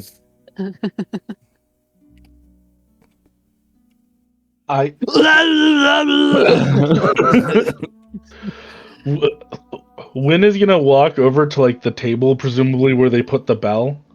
And I like to imagine because it was an ogre who brought this table out. She's just gonna be like, "Well, that sucks," and she's just like staring up. It's like above you, like the bottom of it is above like your eyebrow, so you can like reach up and Yeah, she just patting the top of the table, like smashes a sandwich, just working her way through. Yeah. Knocks over a goblet of water, soaks some tendies, and then finally finds the bell. Rings the bell.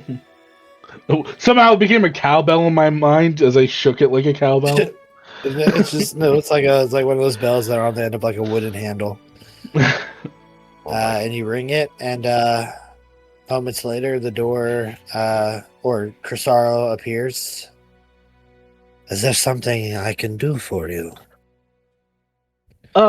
Yeah, we were wondering if we could just kind of stretch our legs and go for a walk, maybe get some of the sights. If you wish to walk amongst the courtyard, I could lead you there.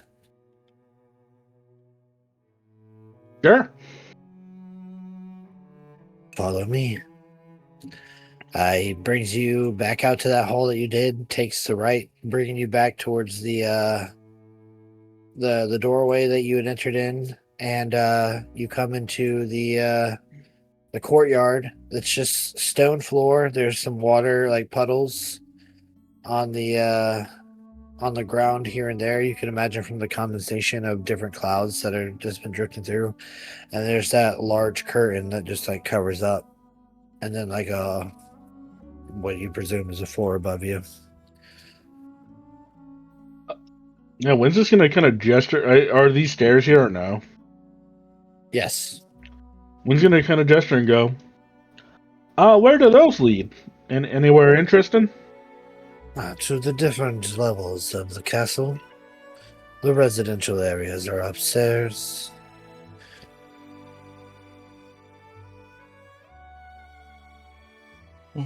The Countess has other guests than those that dwell here. I'm quite sure they do not wish to be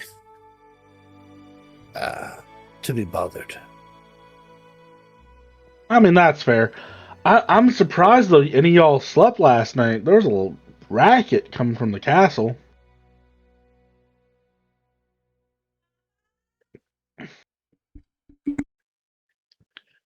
We slept just fine. When we'll go, I mean, you guys must be strong sleepers then. Renard here, he couldn't sleep a wink.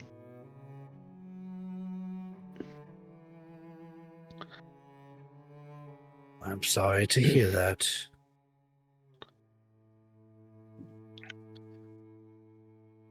Does he seem perturbed? Crisara? Yeah. No. And Crisaro's cloud giant, right? Cloud giant. Okay. So we're being led around by, for some reason, like he was like an air genasi at my first mental image of him. I'm like, that makes no sense. Nope. You were being led around by another cloud giant.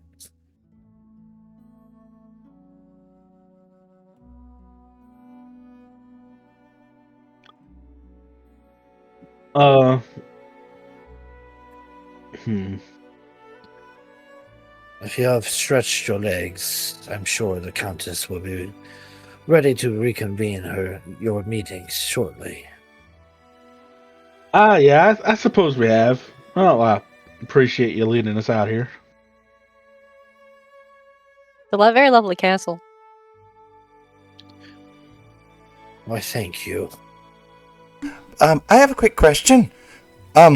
Besides those, I believe you said they were called griffins, right?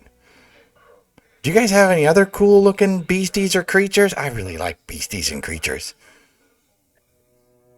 And it's fascinating up here in the sky. I haven't been this high up before, except when we were with Zephyros, but he didn't have any beasties and creatures like you guys did. We have a few amongst our collection, however, we only have the giants here at this castle.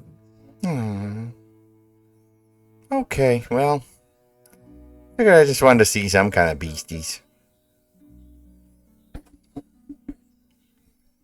I would prefer that you didn't call them beasts. They are elegant creatures.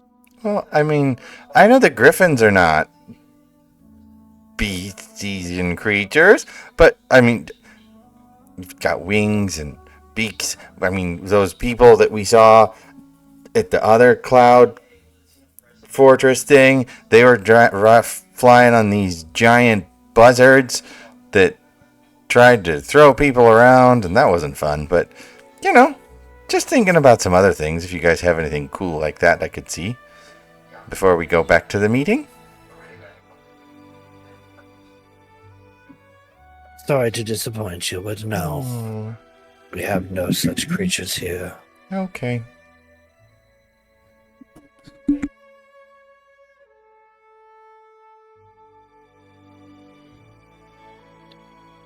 He begins to lead you back towards the audience chamber. As you come to to that hallway again, the door at the very end opens, and the Countess steps out.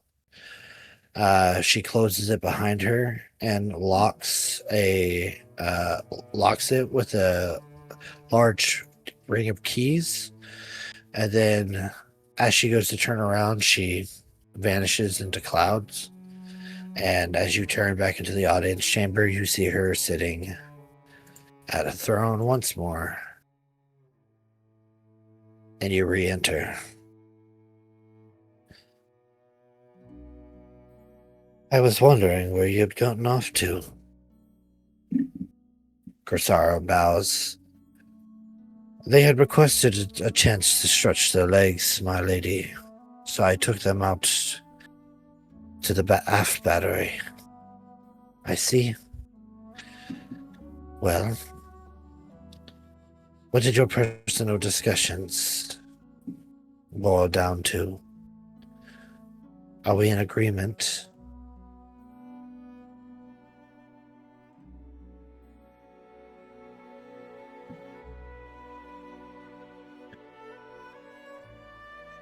Is for us to say or for the guard I captain? know. I'm not. More on him. I'm not gonna say anything yet. I'm kind of. You guys can add a character, tell me what you want to do, and then I'll have Lionel announce it.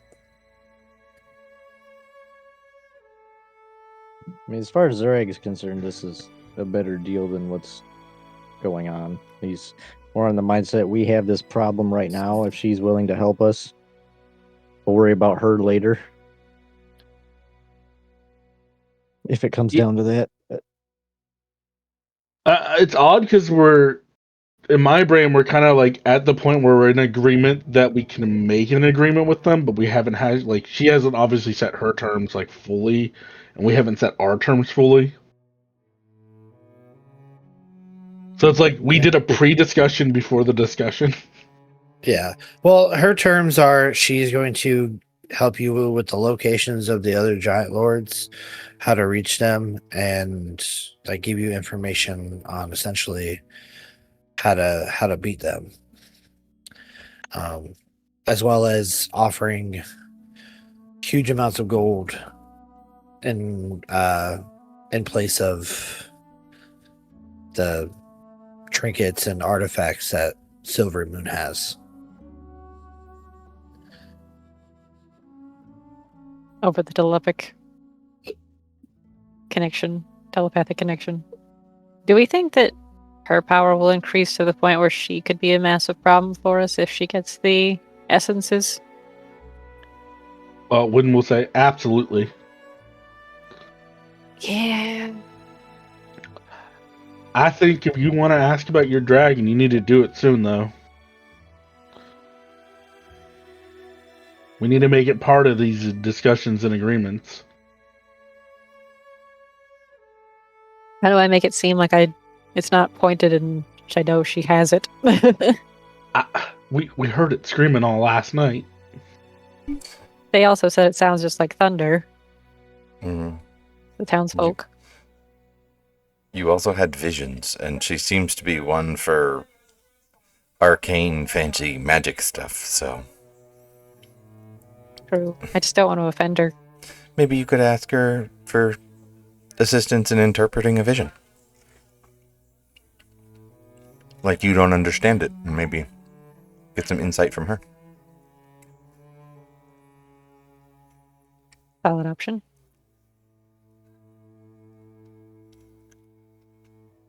No. I'd say we give her the tablets. So we can get that information. One way or the other, we're going to need to find the giant lords anyway. When we'll just say to the bond, she'll give us that information for free. She wants them dead, and we're the only ones who can do it. Yeah. We're doing her a favor there, so I mean, don't pay her for us to do work for her. Hmm.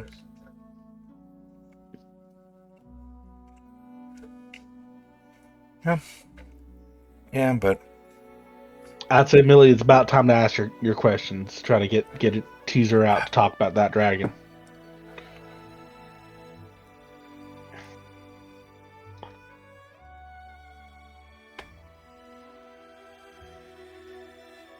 That's probably a good idea.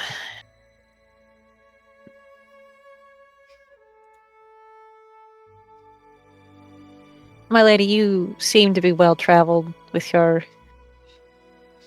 moving castle and knowledge of the world here.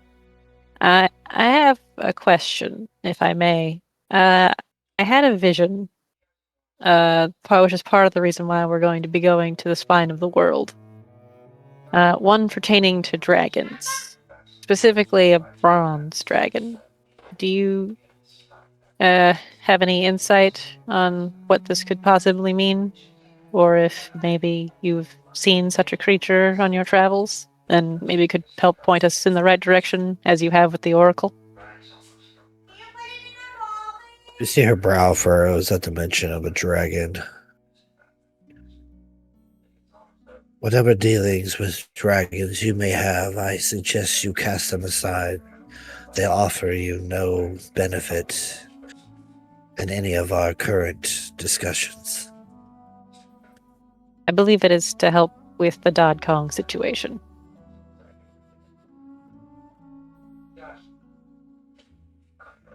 Again, they offer you no benefit in these matters.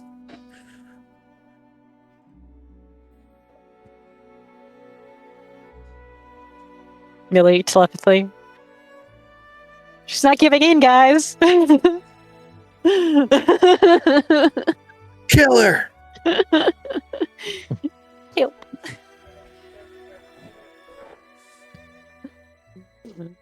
Well, now we know she's not telling us everything.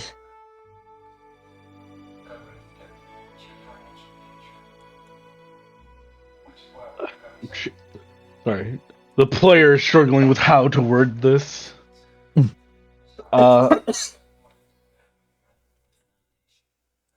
My lady, if I might say, we've been very forthcoming with you. I know you probably don't like the subject of dragons, but if you could help our friend, that would be very important to us.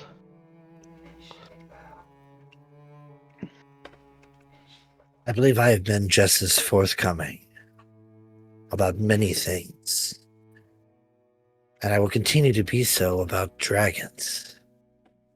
They are untrustworthy, vile creatures who only seek to push their own agenda. You would do well to keep far away from them, or slay them at the nearest opportunity. They have been enemies amongst my kind for millennia.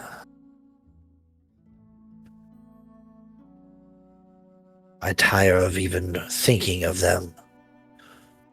So could we please push forward our discussions and come to an agreement?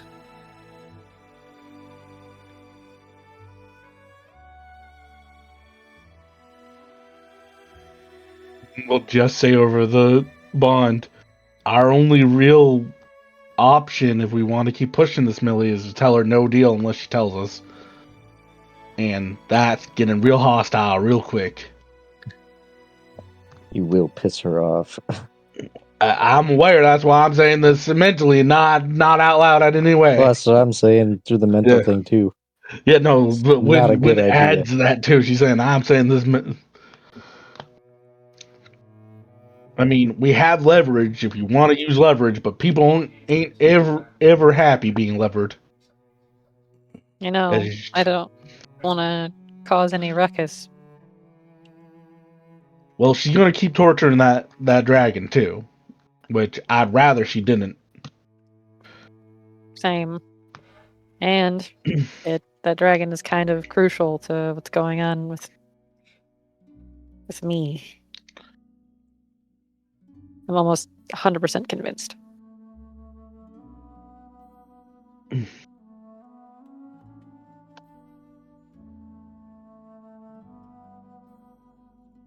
Are we in agreement then? I don't want to make her mad either, though she could be the only person that can prevent me from having to die. I mean, giving her soul to the Dodd Kong also doesn't kill you. I hate to say that she don't want to work with us. She don't want to die either, so I mean, I'd prefer we don't have to fight her, but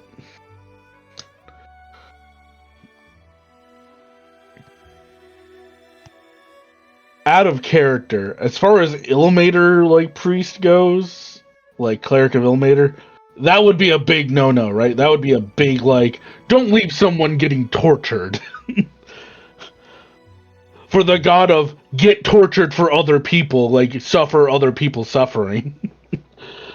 Yeah. But is a dragon considered a person in the eyes of Ilmater?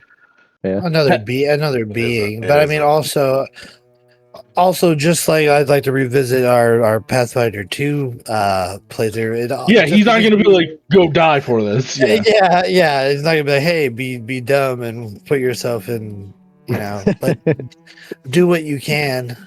Kermit? Yeah. Don't rush up to a bunch of enemies by, have y'all heard the word? Yeah.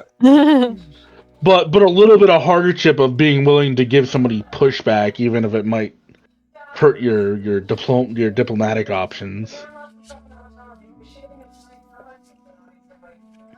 Again, it can be interpreted differently. Yeah. I don't want to give you. I don't want to tell you how your character interprets her relationship to her god and what her god stands for. The only thing I would definitely say is that, like, it would definitely make you feel bad if you just left the thing, but it's like, you're not so mindless where you're like, I have to do what my god wants me to do, or Yeah. I don't want it to seem like Wynn is just like Wynn has like she's passionately arguing we need to rescue this dragon, but she can be swayed. I didn't want to be in a situation where it's like my god's just like, hey, no spells, you lose those now. No. Ilmater wouldn't be like that, like especially in this type of situation. However, ask yourself, and this is just me, just throwing something out there. Ask yourself, okay, we know Countess Sensory has a dragon. We know it's being tortured. We know we need to rescue it, but she's not willing to give up. So seems to take that option off the table. Just like, hey, we'll trade you this, you trade us a dragon. Yeah. But that doesn't take every option off the Yeah. table.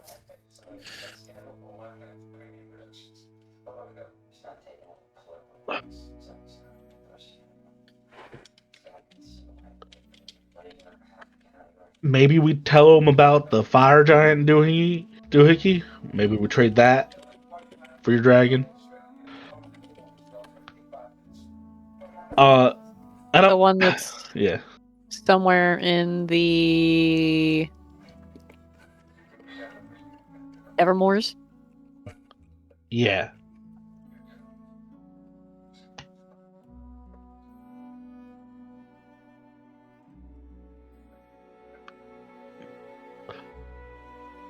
Also, for whatever it's worth, Wynn's gonna tell. Oh my! I've heard his name again. The guard captain, Lionel. Lionel. Hey, she's gonna kind of like just whisper to Lionel. Hey, could you talk to her for a moment? We just need one more moment. So just we're all sitting here like, Sure. She seems to be getting kind of impatient, guys. I don't get everything sounds like we should just move forward. That I understand we're taking a risk, but it's a risk either way.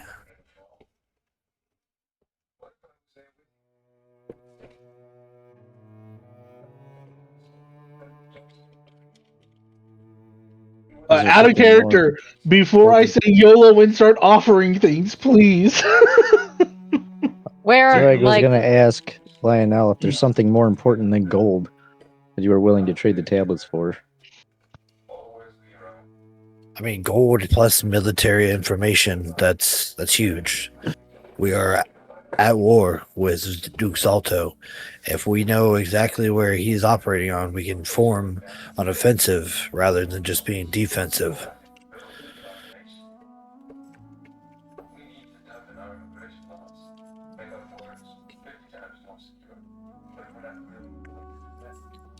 Because how do we know that she's telling the truth? He'll say that in his head again. Information could be false, for all we know. I doubt she'd give us false information if she wants us to actually kill these things. Depends on how bad she wants the tablets.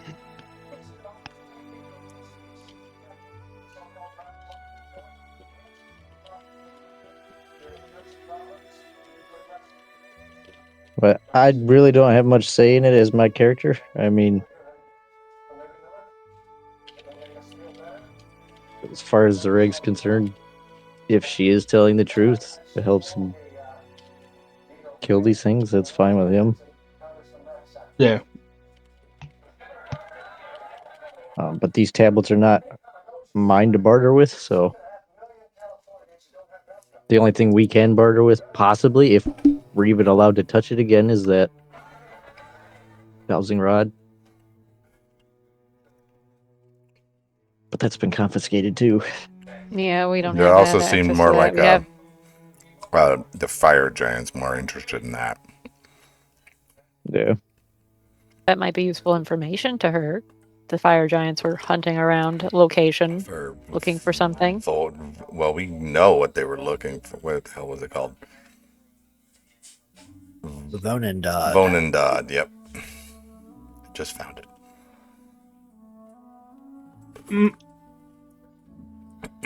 My lady, just because we're kind of on the subject of, I know you don't like dragons, but we're on the subject of them. There was an item I think Zolto was looking for called the Vodendad, which is some dragon killing weapon. I figured that's a good thing to breach. Yes, he seeks to recreate his Colossus. No doubt to crush the likes of you small folk underneath it. Well, I mean, it's technically a relic of the giants, though, right? Something you would want information on or want pieces of. It is a brutish designed war machine. I'd rather see it rust at the bottom of the ocean than walk these lands again. There's no elegance in it at all. It was created for destruction, and that's all it's capable of.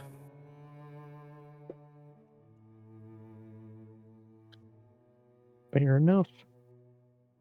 He doesn't want the thing, guys. Oh, In telepathy. Well, I mean, that's good to know. So, like, other giant items are just not as important as cloud giant, because we've been adventuring all over the coast. Ancient relics belonging to all of giantkind are of interest. The Vonendad is not amongst those things. I apologize. I had to ask, because we had a lead on it. And I'm going to say Wynn is looking real hard at her to see if she's interested in that. She does not seem to be interested. She seems to be growing more and more impatient. But she kind of like shows it in her voice as she speaks. This is not a creation that you would want to see come back to fruition, which is why Duke Salto needs to be dealt with. The longer you delay here, the closer he gets to rebuilding his machine, I'm sure. So are we in agreement, or is this meeting adjourned? Oh, well, just to make sure. So, the information for us to kill the giant lords. The location of the giant lords. For us to kill them, yeah. And monetary recompense for the items, plus any information that we may share amongst each other. Lionel speaks up. We are also to agree. Could you assist us in arming us with griffins? An aerial strike upon the giants could be beneficial. More beneficial than a ground assault. She thinks for a moment. This could be done. I wouldn't be able to offer you enough to outfit an entire army. But an attack squad, nonetheless, should you strategically employ them, they would help you greatly.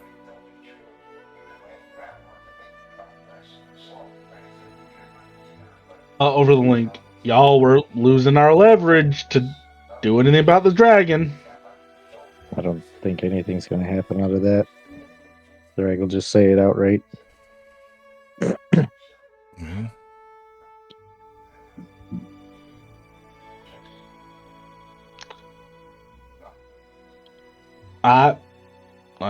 Yeah, when we'll go, I don't see anything we have to interfere with what's going forward. I mean, she just says out loud.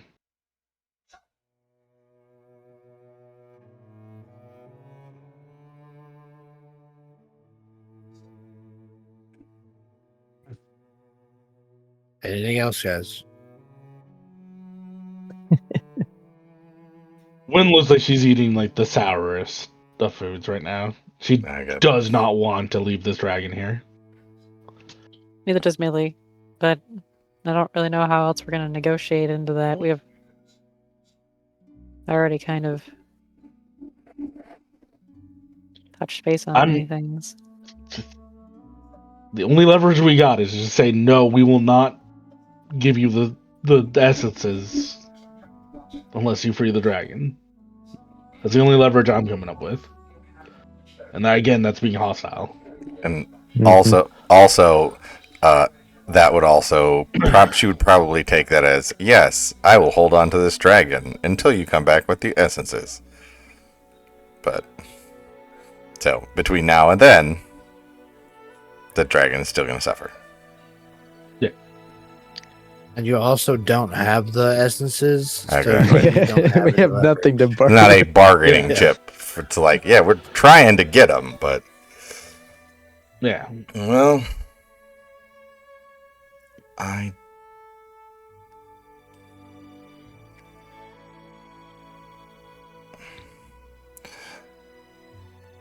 yeah. Now's not the time, I don't think.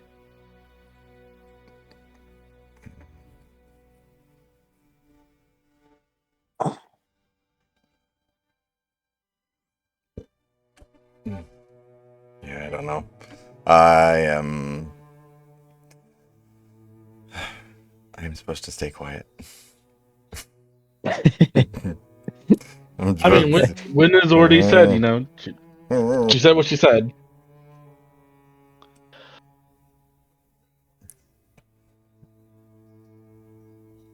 Yeah. So basically, I think the discussion of the terms, right? Yeah. Kind of coming to a close. Yeah, if you guys have nothing else to say, Lino will begin discussing with terms. Win, I'd like you to give me a perception check.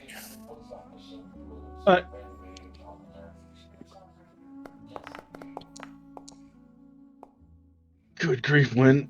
I have not rolled above a 10 this whole session. 13 total. Okay. Yeah, everything's all weird now. Where's my... I guess Dice Tray isn't compatible with our new format, huh? Oh my gosh, it isn't. I just realized it's gone. Let's see if this works. I forgot to do enhance ability before we went in, by the way. Well, that sucks. Part of our whole plans. That's the problem with it being so long. That was going to be on charisma for either her or Millie, so. Mm.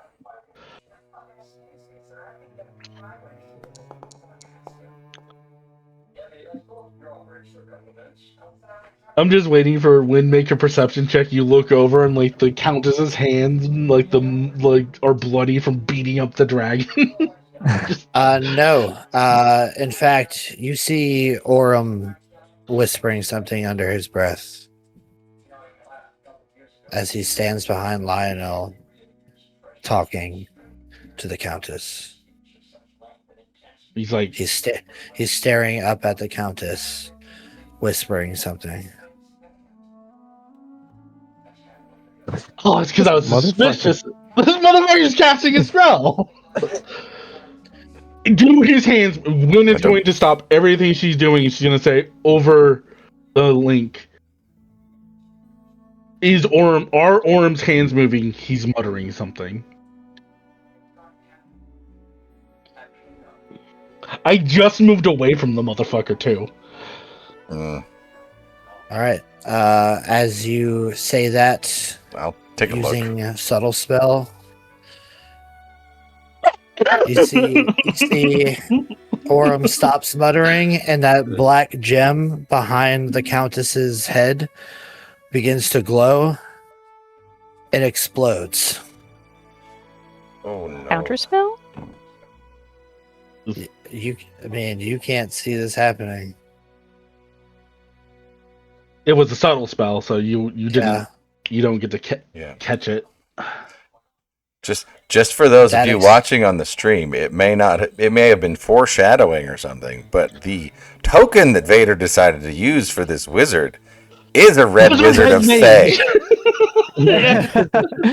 I just didn't want to. I just didn't feel like changing him, and I honestly didn't realize the imagery until earlier. I was like, I hope nobody takes too much into that. I will say I've been looking at that motherfucker's token this whole time, like, this son of a bitch is gonna do something. but I'm gonna keep my mouth shut. I want to take an immense amount of pride on my social reading of him trying to torpedo the discussion. I was like, this motherfucker is like trying to stir up the pot as bad as possible. And the only reason Wynn was agreeing with him was because, again, they are torturing a fucking dragon and they bombarded a place, and Wynn is just that much of a goody two-shoes. I'm fucking mad, Vader. Fucking mad. Well, you know who's gonna be much more mad? Is Countess Sansory, as the explosive rune that she has on her thing to go off if somebody else tries to take this thing has been hijacked and is now going to do 88 damage to the back of her head. Oh, the fuck?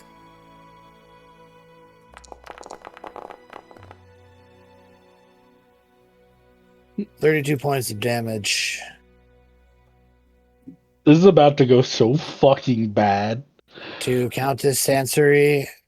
Smoke fills the chamber and starts getting sucked down into that tunnel, and it clears away from her, and as it clears her face, her face is now covered with a mask that just shows anger, and she points out and she says, "Kill them all!"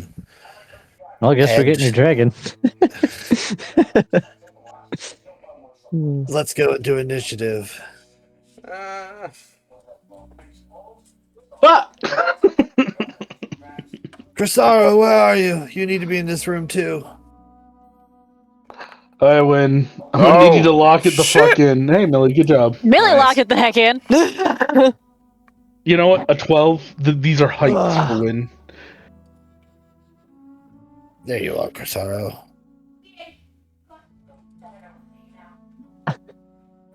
I like how we're all just like resting. You're not allowed to talk, and Vader's just like, "Oh, here's my moment, baby. I'm gonna bring somebody in that's gonna fuck it up no matter what." Ah, fuck my life.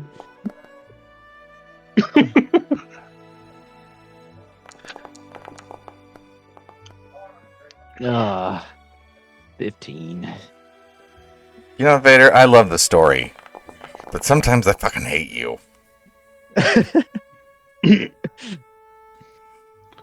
Well, I'm I doing your love guess. you. I'm desperately trying to figure out why Win's AC was is 10 for a second. I was like, what the fuck is going on? Forgot to put my items back on. Win was naked this entire time. She wasn't even wearing traveler's clothes. Oh yeah, make sure. Oh my god. Oh no. I got my shield back. Yes, I did. Why is my Yes, armor you did, class yeah. 14? You're not wearing your armor. Oh, fuck. God damn it. No. All right, it's I, battle music time. Oh, I'm about to get punted. it doesn't even let me equip it. What the fuck's going on here? It doesn't have the little button anymore. Gotta find me some good fight music.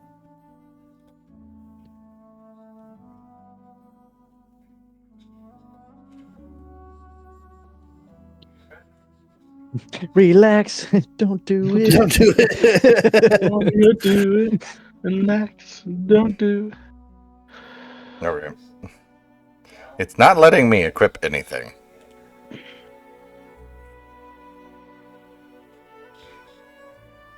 Oh, Jesus. No one. Never mind. I'll shut up now. You big you dummy. It is in that moment that the the sending stone all of a sudden comes back. You idiots! Yeah. That's better. uh, Oh, and my shield does fancy things now.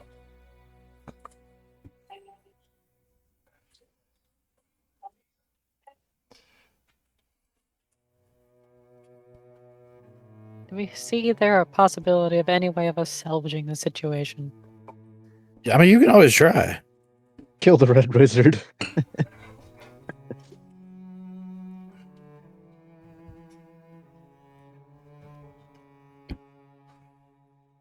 Are these 5-foot squares? Just 10 foot. son of a bitch. All right.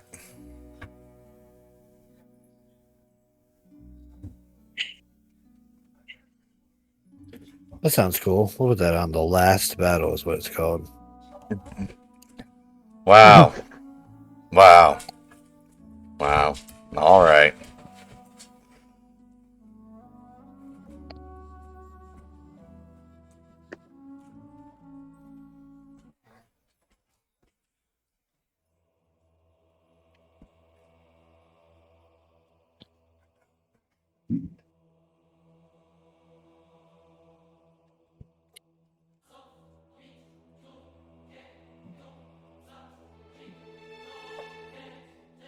Okay.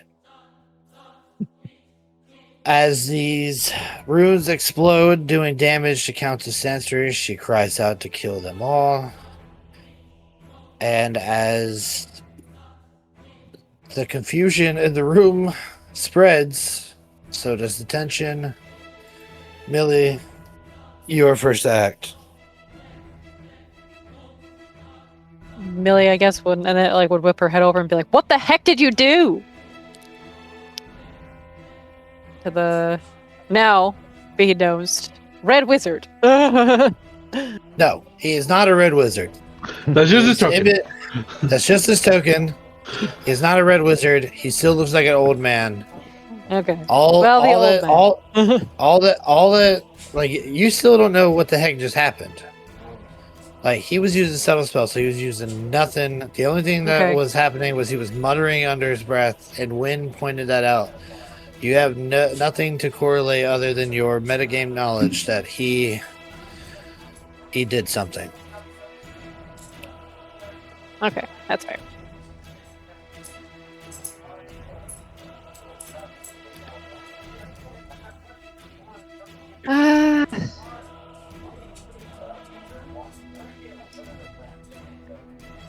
So many red squares in this room. Thinking.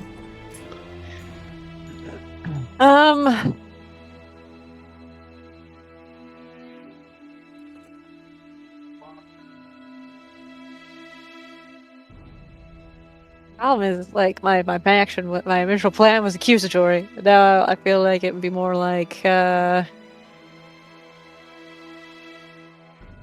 we don't mean to cause harm. I'm not sure what's going on, but if your lady would be willing, I am able to use healing magic and I could assist.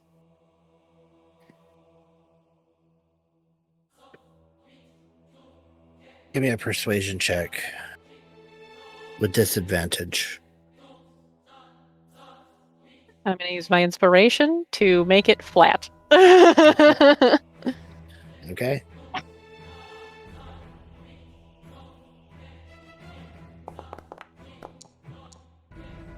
Oh, What a day to not roll like anything. 14. It's not awful. You come into my castle under the false pretenses of wanting to make a deal and then sabotage my runes to damage me. And now you offer healing? Do you think I would let you get close to me? If you truly mean no harm, then all of you cast aside your weapons now!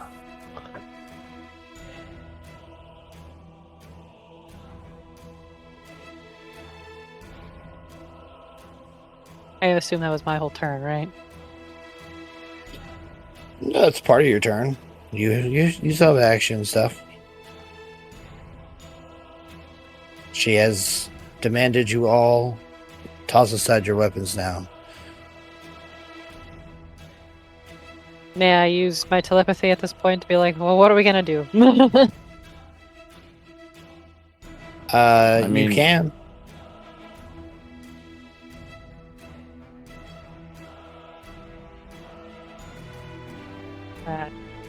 She opened it up to the party. What do? Sarag would just look or kind of sound confused, like, who did that? Obviously, Millie and Wynn wouldn't have attacked like that. And we'll just say, because, we're trying not to go crazy fast or crazy slow, drop your weapons and we can figure it out after.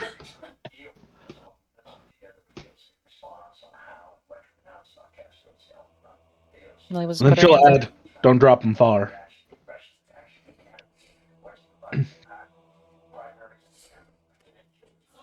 They end up taking my axe. I'm gonna beat the shit out of you, Wynn. Just set it down right at your feet. What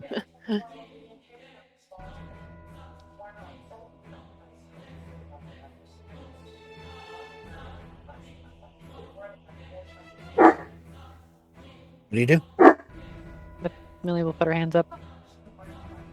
Okay. Resting.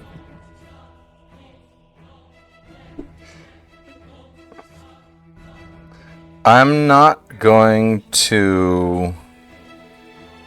I will drop the weapon, but I'm going to hold on to it to see what everyone else does. If everyone drops weapons, I will, including our traveling companions. So, still holding it, but not dropping it until everyone else does. Okay. Zareg. Zareg will set the axe at his feet on the ground. Okay. The Arakakra are going to move up. One's going to move up to Axel. One's going to move up to the Lionel. One's already with Resig. Grabs hold of the weapon to wrench it from your hands. The other one's going to move over here. Wouldn't the wizard be up by Lionel? Yes, yeah. I feel like No, Lionel already has one. No, Would the you wizard. put your weapon down once you saw Zareg put his down before they started approaching. Would I what? I was asking him if he said he would put his weapon down if everybody else did. So No, Fred, I'm would waiting put his for weapon at his feet. everybody. Well, Everybody. he's grabbing your weapon. If you resist him, they're going to take that as an act. He's coming over to Zurag to grab his weapon now. So if you're holding onto your weapon, and this guy's trying to take it from you. Are you fighting him? He'll You would hear mine hit the ground. he'll relinquish the flame tongue. Okay. He'll grab it. This other guy comes over here, grabs the battle axe. Win, what do you do? I don't imagine one would have even drawn her weapon. So she's actually just gonna kind of like go to her belt and unclip that and just kind of let the mace and the crossbow drop. Okay. All right. Wynn will say out loud, Countess, make sure no mages speak, please.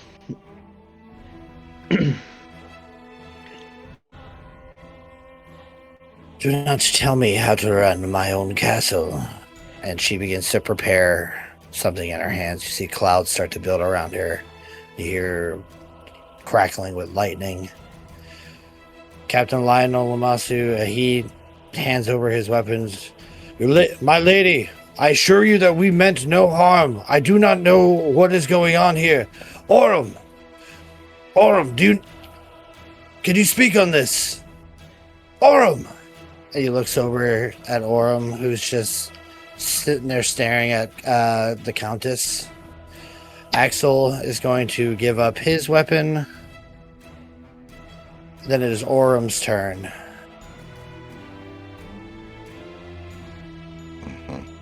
No, Captain. I can't speak on this. I thought you all would be braver in the face of your enemy. And I thought that you would hold up your bargain. And you watch as his face starts to contort and twist as he becomes Call visit of the I call this motherfucker. of the okay, it's not going to give me my image, so I'm just going to revert that. It becomes the image of the form you know as the Dod Kong.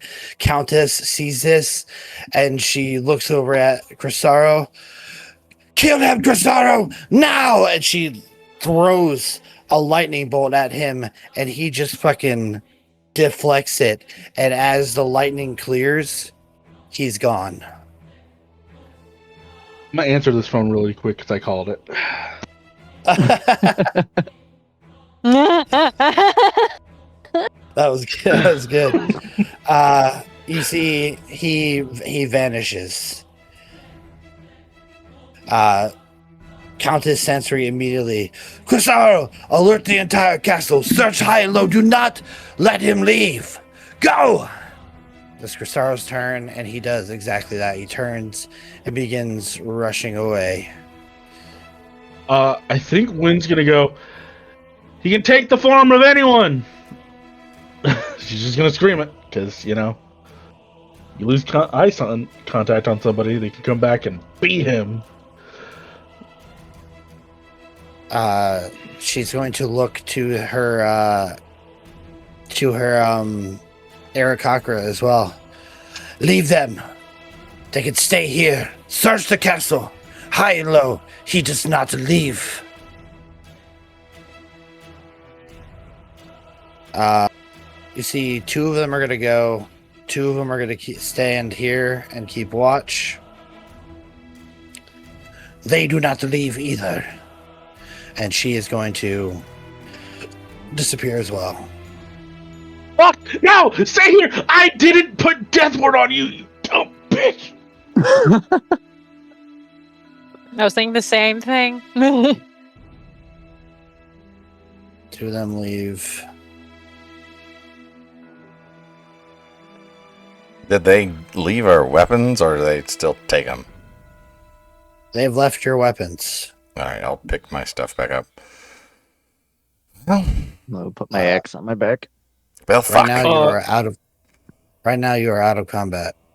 I don't know how long that's gonna last, because Wynn is going to run over, slide next to Millie, and go, "You need to prepare yourself to see if he tries to kill you." And then Dodd Kong. Technically, I have death ward on me right now, so there is that. As long as the creature's within 1,000 feet of you.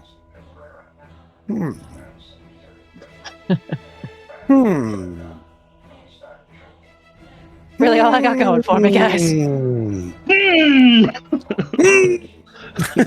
it lasts Also, for an technically, hour. we were talking about starting somewhere else and then coming back. So I technically didn't break any rules. Yep. You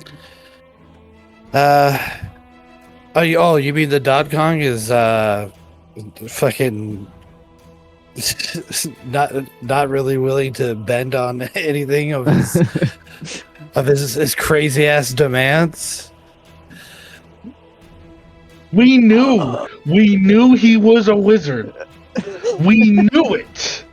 That's why I've been clocking his asshole the entire time. I'm like, this motherfucker's so shady. I don't like him. And then he was a red wizard, and I was like, you're a bad guy. You're a bad man. When you get the sense of the Dod Kong moving up, like in the floors above you.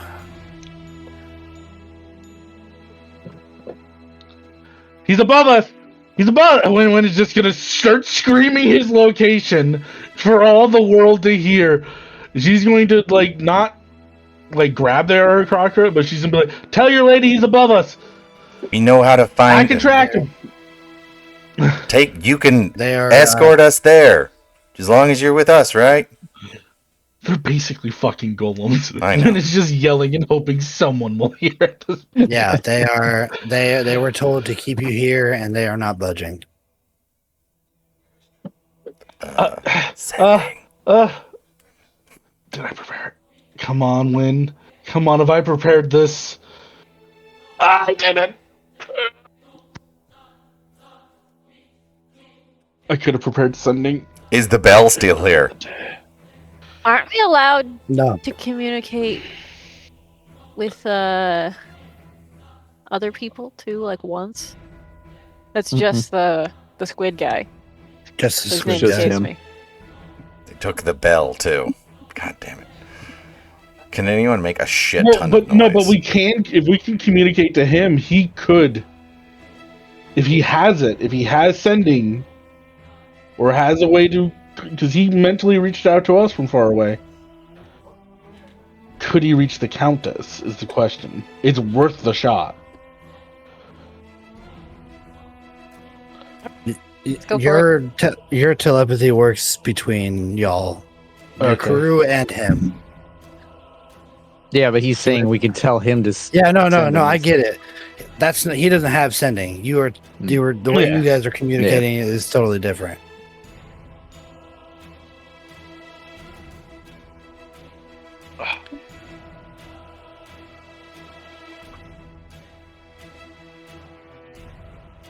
What do? I mean, we could make I a. wish I could fly. Zurek jumps through the hole. I could be a giant Resic-sized bowling ball and just make them move, but We fight them. We're fighting everything. Yeah, It's gonna just turn into a fucking mess.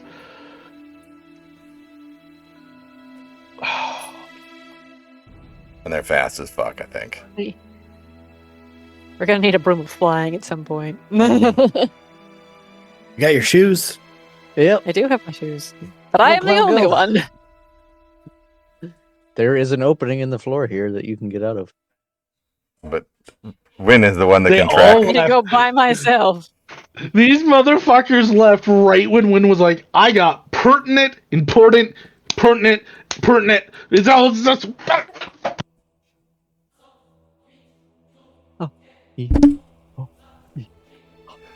We either wait or we start going through Ericroc, the simulacrums.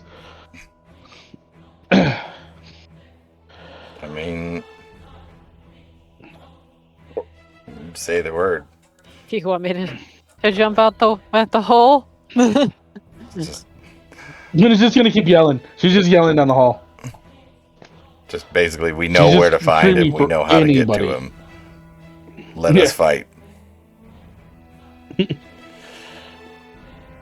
Resic will join you, shouting and yelling until somebody says boo, and then he's gone. She's gone. But what I will do is I will use my do. Hey-ya! It lasts for an hour. Long strider. Okay.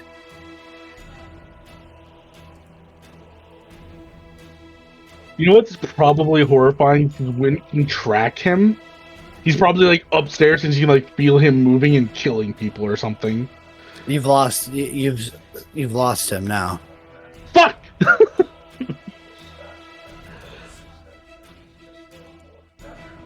It's kind of tempting to like kind of get on Axel and Lionel's case a little. Like, did you not screen him? They look just as fucking confused as you are. This guy can just take over people. Yeah.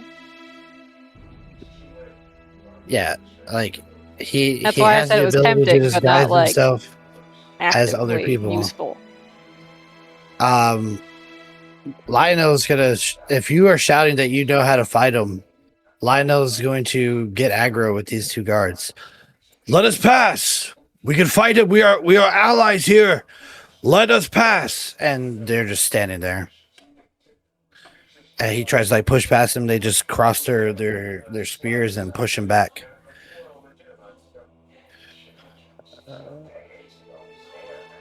Can I climb up and over the walls to get around them? No. No. Well, you could try. How tall are the ceilings? Huge. Cathedral? Let me read you the features of the Cloud Castle. Features. Ceilings and floors are 40 feet high. Floors on the first level, where you are now, are tightly fitted stone. We don't care about that. Doors are each 27 feet high, made of ornately carved 6-inch thick wood. However, you do not see a door here. Door handles are 12 feet above the floor. Great. Well, So only Ressig, when large, could do that. alone, but Vresic and Zurich are both strong enough to hoist one of you up to 12 feet and open it. When Axel is going to shout or to tell Lionel. They have the griffins roosted here somewhere. If we could find out where, we could each grab one and fly to the top.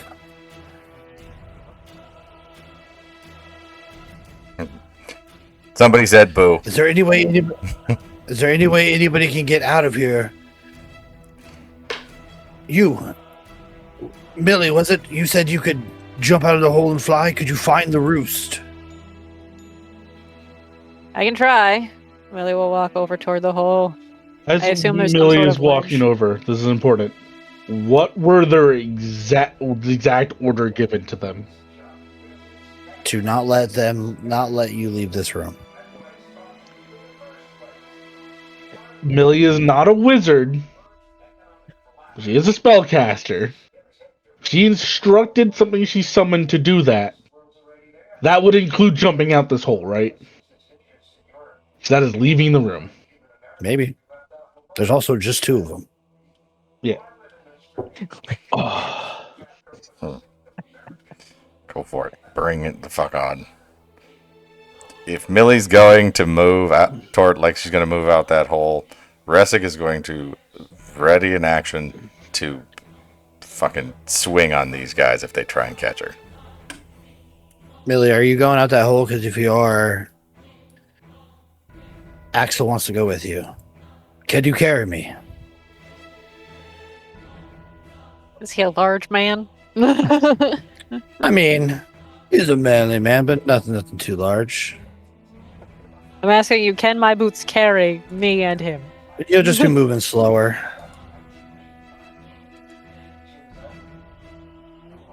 I guess. Hold on tight. Wait a minute. If she's taking him, can I use the primal rebirth thing? Would that help her at all? It gives you advantage on strength checks, but I don't know if that would help in this situation. She's not going to need a strength test. She's just going to be moving slower. If you had a way to Okay. make him smaller, she could move faster. But What if we she's not going to. cast like Featherfall on him?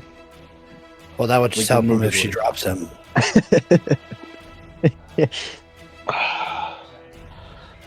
Just go. When we'll say, I could dispel these things.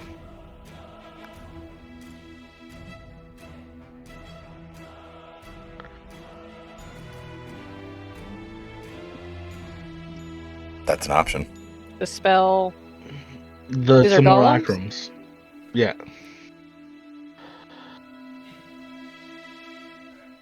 Would that be seen as hostile? 100%. Is what we're doing kind of hostile too, though? I mean, 6 of one, Castle half a dozen of starts- the other. The castle starts to shake violently. Go. I think we just gotta YOLO this. Yeah, I don't want to split the party. Give me a history check, everybody. Sorry, not everybody. Everybody who rode with Zephyros. Terrible roll incoming. I studied giants all day yesterday 12. during my concussion. That's a natural 1. Thank you very much. Yeah, the other cloud. The other giant. cloud giant. You were there, Millie. Okay. Oh, yes, yes. Yeah, I guess I I could saw have her said. History, natural immediately one. look down. I guess I could say who've been alive since the beginning of this campaign. Oh, I'm like- Take your My way, your roll, immediate thought Sylvan. was we only had so many like people we were flying up with. Like, who was I riding? I think I rode by myself. Like, that was my exact thought for the instance of here. And I was like, who is that?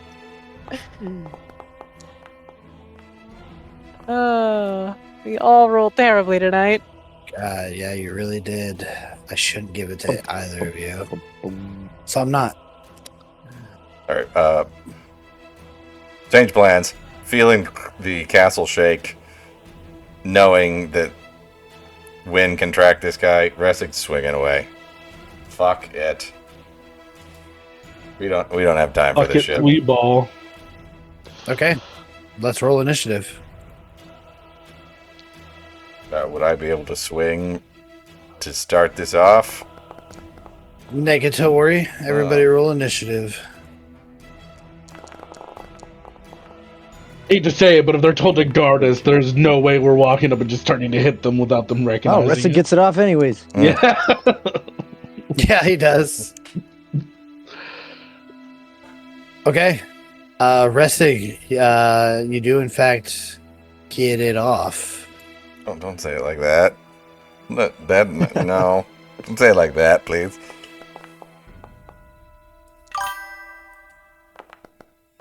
This is just for the other two NPCs with you. 13 to hit on the first one. A 13 does hit.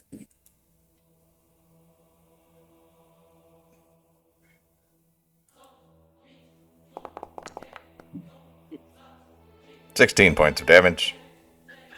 You smash into one, and it smashes like it's made out of ice, and you cleave over into the other one, and it also smashes like it was made out of ice. Fucking perfect. And they both go down immediately. Oh my god, they were made out of nothing. Yeah, there's a thing behind this.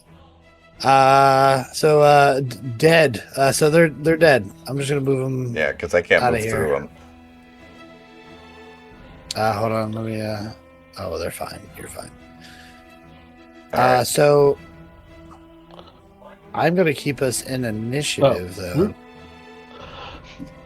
I'm just gonna remove these nerds. I don't think I have anything I want to use for a bonus action that would help me just yet. Let me double check.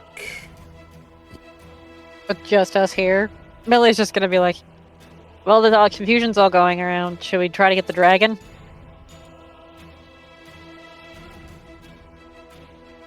He had a key. We don't know if he's down there, but I'm guessing these doors aren't just going to open. Yeah. Oh, the key is hanging on the side of her throne. Oh, How convenient. The key ring. Well, Millie will walk over and get it. that shuts Zurag up. that is. Oh, yeah, I can't do that because we're in initiative. Actually, he went. It's my turn to go. Yep, that's my turn. I don't have any bonus action stuff. Do I have to dash? I guess I These do. are 10. These are 10 feet squares. Is it up high? Yeah. Yeah, you're gonna have to get up there. I guess I'll dash.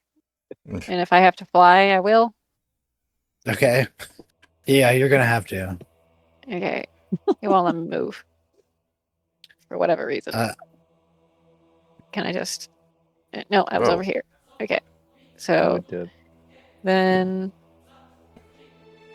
I'll just go straight over, dash wherever I gotta go. It's not letting me go. It's preventing you from going over your amount.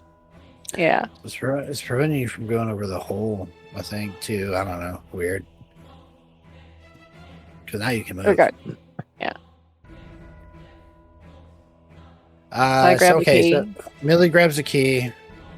That'll be your turn. Zurag, what are you gonna do? I guess he's running out towards where Ressig at. Okay, following Resig.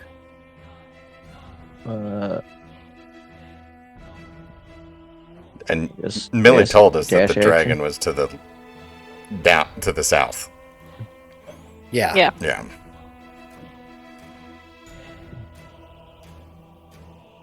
Yep, I dash out there.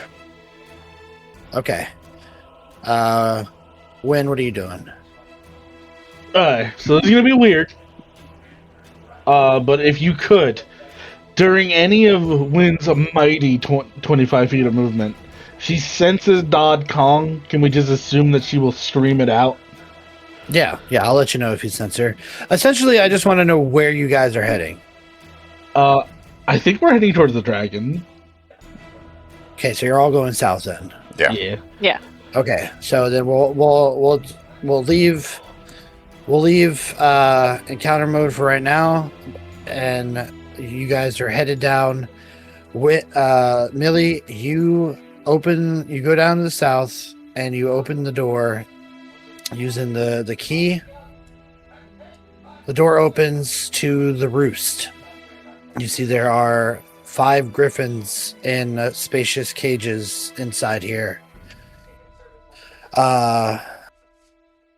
Which is great news to Axel. I guess Wynn will just go, Mr. Axel, could you prepare these as fast as you can? I'll do my best. They've I not been trained by me, so I'll need some time. can assist him. Yeah, so he's If gonna be there's doing any way animal. I can do that. He's gonna be doing animal handling checks. Are you proficient in animal handling? Negative. I am not either, so I can help Millie if is Wynn proficient in animal handling, as she has her ponies. No. God damn it! She just has a high wisdom score, so she's I naturally guess I'm decent helping at Millie it. then. Yeah. We're Everybody's dealing with a like, dragon. It's probably not the worst idea to have everybody get on board in this. yeah. You see, like he approaches these things, and they start like clawing at the cage, trying to get him. He's like, okay, everybody just clear away. Before Axel, Millie will cast guidance. Thank you. Okay. Luck. And she will I have to concentrate on borrowed knowledge. go back. All right, so he's gonna go to the first one. Make a wisdom check with the D4. Wynn can cast guidance too, right? You can't double up. No, I know, Yeah. but like once he uses it on the first one, if he has to go around to each one of these. Yeah. Yeah. So you see, make it contested.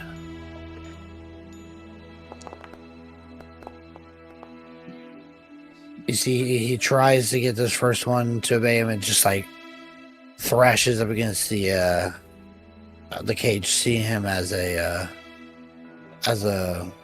threat. He's gonna continue doing this while you guys are doing what you're doing.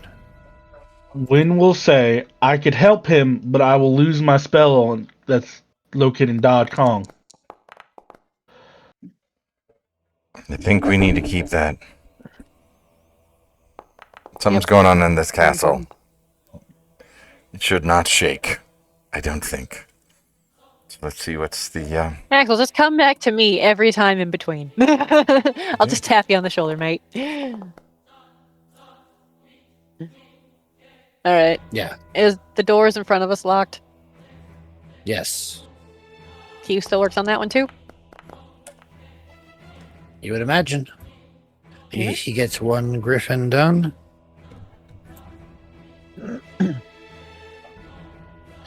It's well, let me open it. I got you.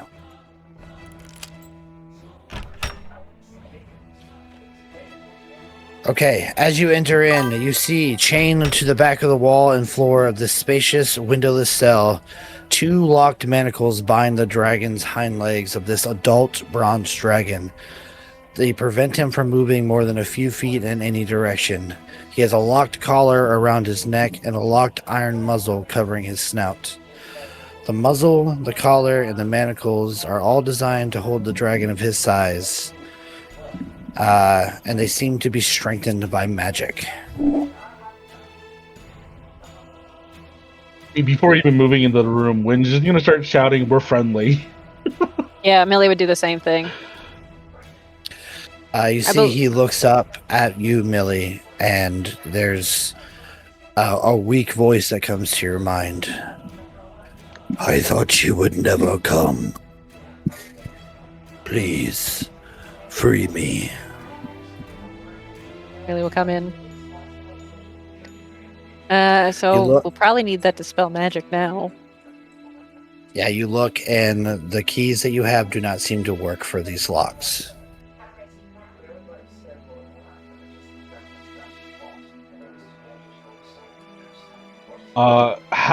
If I were to dispel magic, would it be multiple times having to do multiple chains, or just one chain?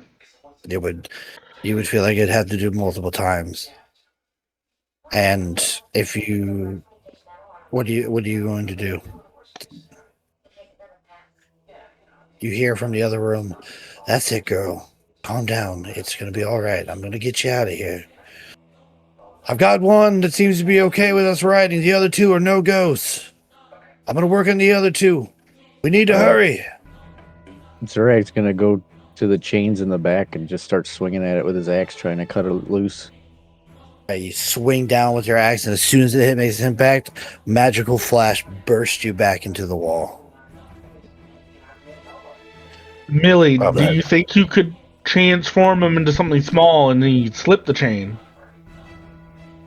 Millie will look over at him. Are you okay with me trying to transform you into something smaller? It already is stopping me from changing my own shape. I doubt you'll be able to do this. You'll need powerful magic to open up these. Ressig's gonna go. Or you may be able to pick them. Millie will relay. He says he can't change his own shape, so he thinks that it would just not work. We could try picking him. Does anybody know how to do that? Ballin, dispel level 5. Damn. While that's going on, I'm gonna see where the chains are moored to the stone, and I'm gonna hit the stone with the war pick and just try and break free the mooring, not break the chain. Okay. If I can. You feel like that would take a long time as you start chipping into the stone. However, 5th level dispel magic, you hear one of the locks click open and fall. How many are there? There was one around the neck and 2 locked on his back legs. She'll free his neck first. If you're gonna free his neck, I'm actually gonna need a roll. Oh, yep. All right. Give me a spellcaster roll. So that's D20 plus 5. Yes, plus your spellcasting modifier, whatever that is. Can I give That one of my inspiration, we got the front. I was just gonna ask, is that transferable? Yeah, you can give it to her, but it has to be before the roll, and that's it. I'm absolutely gonna give her mine. All right.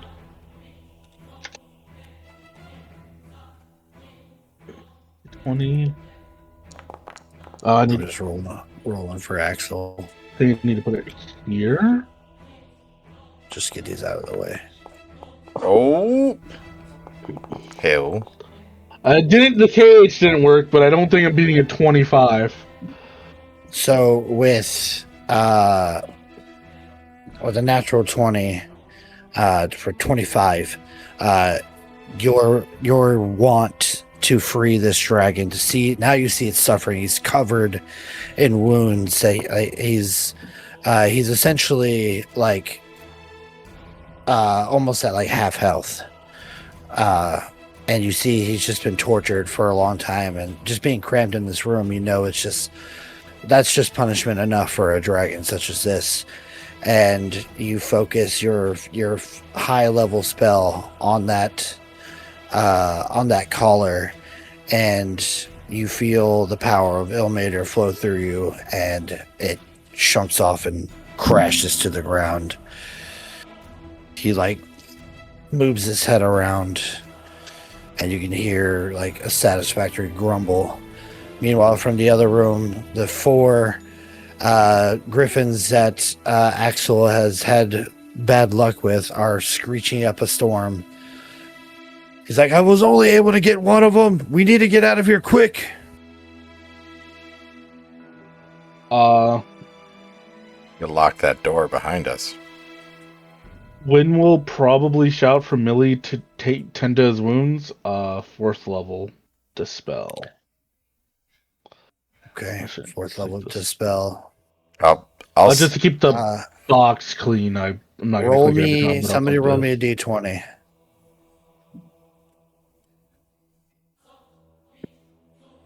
Weird with the tray gone. Does this work? Yeah. It's /R and then whatever. That's a 5. Okay.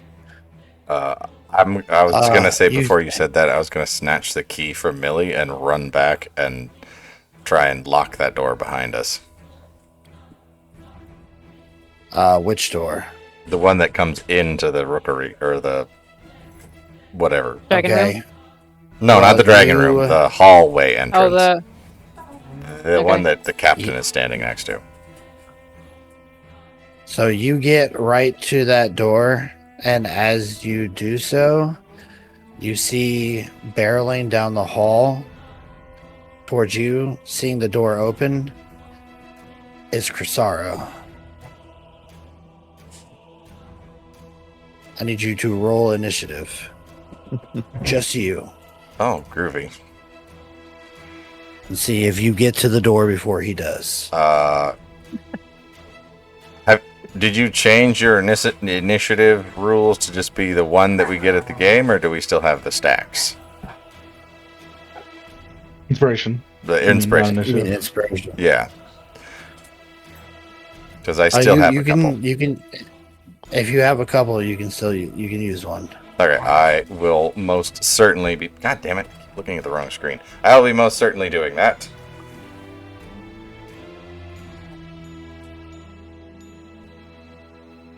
While you're rolling, Millie will say, do you know if these prevent all magic or just magic on the... like, you from being able to do this? I basically don't want to waste a healing spell if the shackles prevent me from healing him. It just prevents me from changing any forms.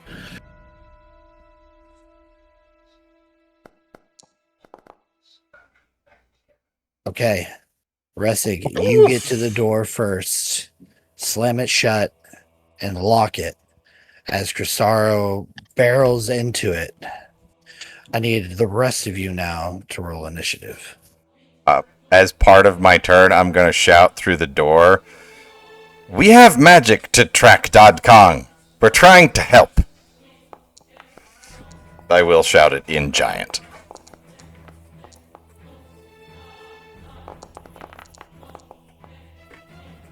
I've rolled a 15, a 13, and a 14. It's getting worse. Slow decline. Oh, I need to get rid of his guidance. I will say it just goes there. Okay. We're gonna begin the encounter. Hearing the slam into the door and things going crazy here, Axel is going to open the cage to the one that he was able to get. Start leading it out. So back this way. So let's move it. Hold on, let's do things in order here. Starts moving it. Starts coming out. It's gonna dash for half speed. It's gonna come with him. So that griffin is also gonna act on Axel's turn. He's gonna hollow over to Lionel. Captain, we can get out through this window here. We can fly up. They seem to have other ways of travel. Come on. And Restig, that is your turn. I'm going to say locking the door was your action, though. Okay, I did call out to him in Giant, telling him we have magic to track Kong. He's a shapeshifter, and we're just trying to help.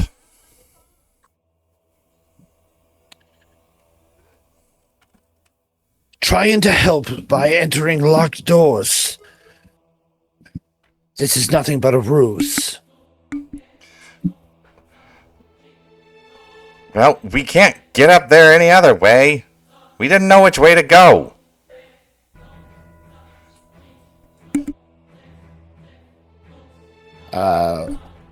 Bonus action or movement? Hold on. Wrong screen. I am going to use one of my Giant's mites. I'll just burn one of those and brace the door. Like, basically just lean into it and be big to try and help keep the door shut.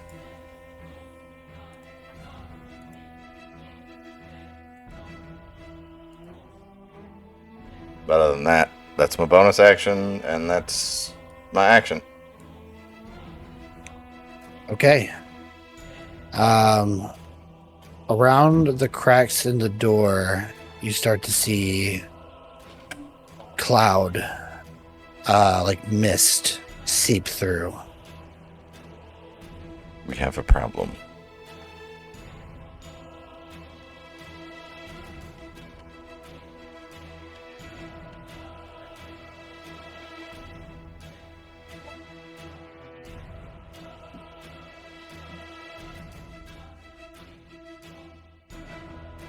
Okay.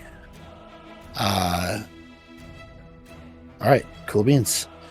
That is going to be Zurak's turn. Seeing as how I'm doing nothing in here and I hear this commotion, I will rush out. These are, they're 10. Yeah. Dash action to get up close.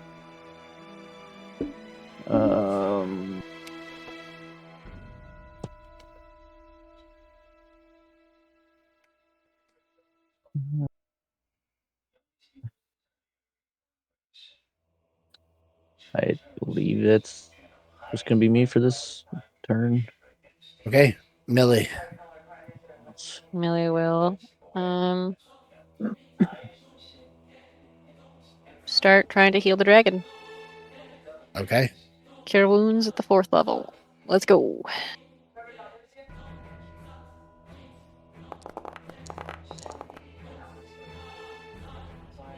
$14 points of healing.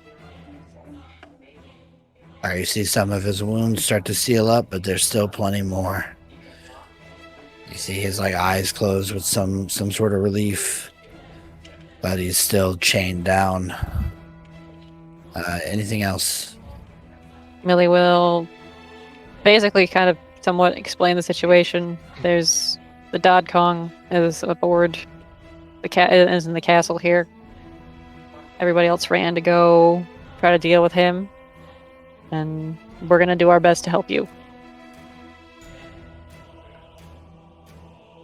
He nods in affirmation. Captain Lionel Lamassu, seeing all this mist come from this door, kind of steps back a few feet, looks over to his right past the cage and sees a fucking dragon that you guys are attending to, and he hears Axel calling over to him. He looks at you, Restig. Are you sure that dragon is going to help us? I don't think we have any other choice right now. Millie has a connection with it. She speaks Good for the enough. dragon, I speak for her. Well, good enough. I'm going with Axel. See if we can't get eyes. Meet us in the sky. Don't fall. Let's hope. Gives you Gotta be flying Gives out you on a- the dragon. gives you a nod and rushes over. When will yell wait to them? Okay. When it is your turn, you were saying you were casting level 4 Dispel Magic? Yep. Okay, I'll go you ahead and do cast that. it.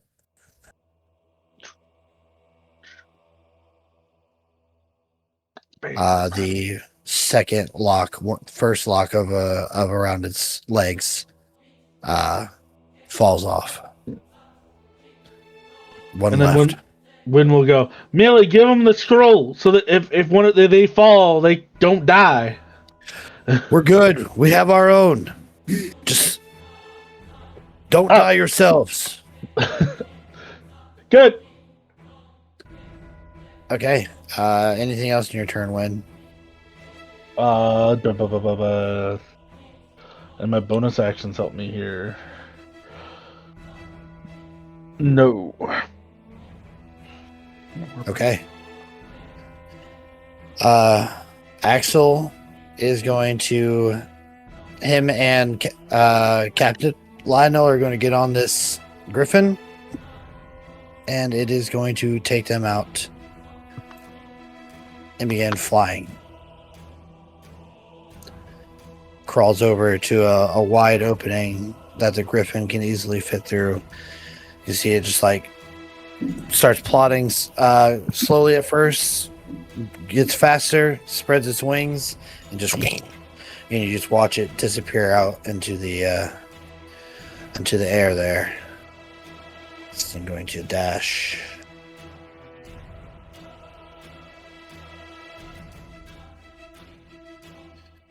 Okay. Ressig. I am going to. Shit. I don't have anything. Welcome to the world of being a fighter with nothing to do against this guy. Yeah, I'm just gonna keep use my action and just brace as well as I can to hold the door. And just keep calling out to him, just bleeding like we're trying to help. Okay. We need a way to get up there faster, and flying on a griffin would help. Okay. As more and more cloud-like mist begins to pour in through the cracks of the door, you see it starts to coalesce as he drops concentration on gaseous form and appears right next to you and is going to attack. He's going to attack both of you. First swing down at Zurag.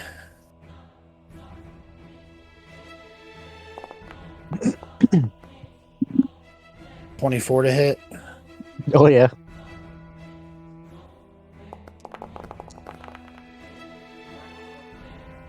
$21 points of damage. Then an attack at Ressig. 15 to hit. Miss.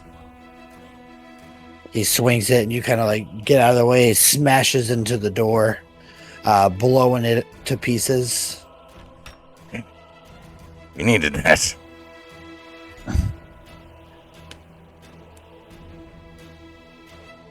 You've all come here to attack the Countess. You small folk cannot be trusted, and you now will all pay. He's going to use a bonus action to activate a switch, and the 4 remaining griffin cages are going to open as they begin to step out, and he commands them to attack. Well, groovy. I will add them to initiative. I'm going to have them act on 1 initiative. Nice and low.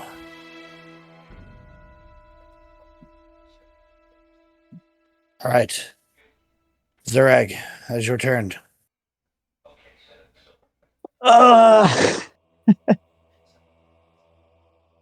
We weren't here to attack the Countess, but getting bitch slapped by this guy pisses me off, so I'm gonna rage.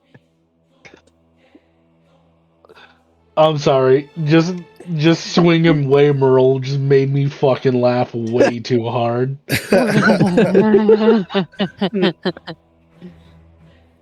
So Should invade a place made of shit you're allergic to. Is all I'm saying. And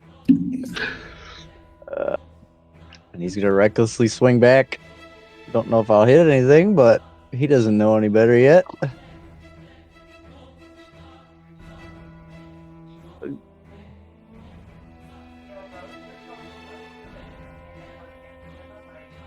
First try. Oh shit! Oh my Oh my god! I'm sorry, dude. Farewell to knees. Oh, look at all them dice. Low damage. 64 points slashing damage. 64 points of Fuck. damage. Oh shit. Did you roll one for brutal I critical also? I like to. I think it added it into it. I shouldn't Okay. have 4 Okay. without I it. like to think that he's just like, we're just trying to help. I don't want to hurt you. As he like he's- goes annihilates the guy. Missing part of Yeah, his just fucking leg from the knee down. Absolutely blows out his legs. Yeah, that fucking sucks for Kasara. We can't get in trouble if everybody's dead. True that. Yeah, it hits him. Second attack. There's 3 of them now because he crit No, 2. I used my bonus action. Oh, Can't do it on the first one. Oh. 12. I'm gonna say that probably misses. 12 misses. Well, that's me. All right. Millie. Millie's gonna attempt to heal him again. sorry, I was just sitting there on the ground doing the Peter Griffin, like, oh! Yeah. I'm gonna drop Fuck down the Countess, I just want knees! I just need to make sure that we've got resources if we need them. Come on, lucky rolls. Meanwhile, I am burning everything to get this guy out. 20 points of healing. He's feeling a lot better. He would also like tummy rubs. Yes. Okay. Anything else?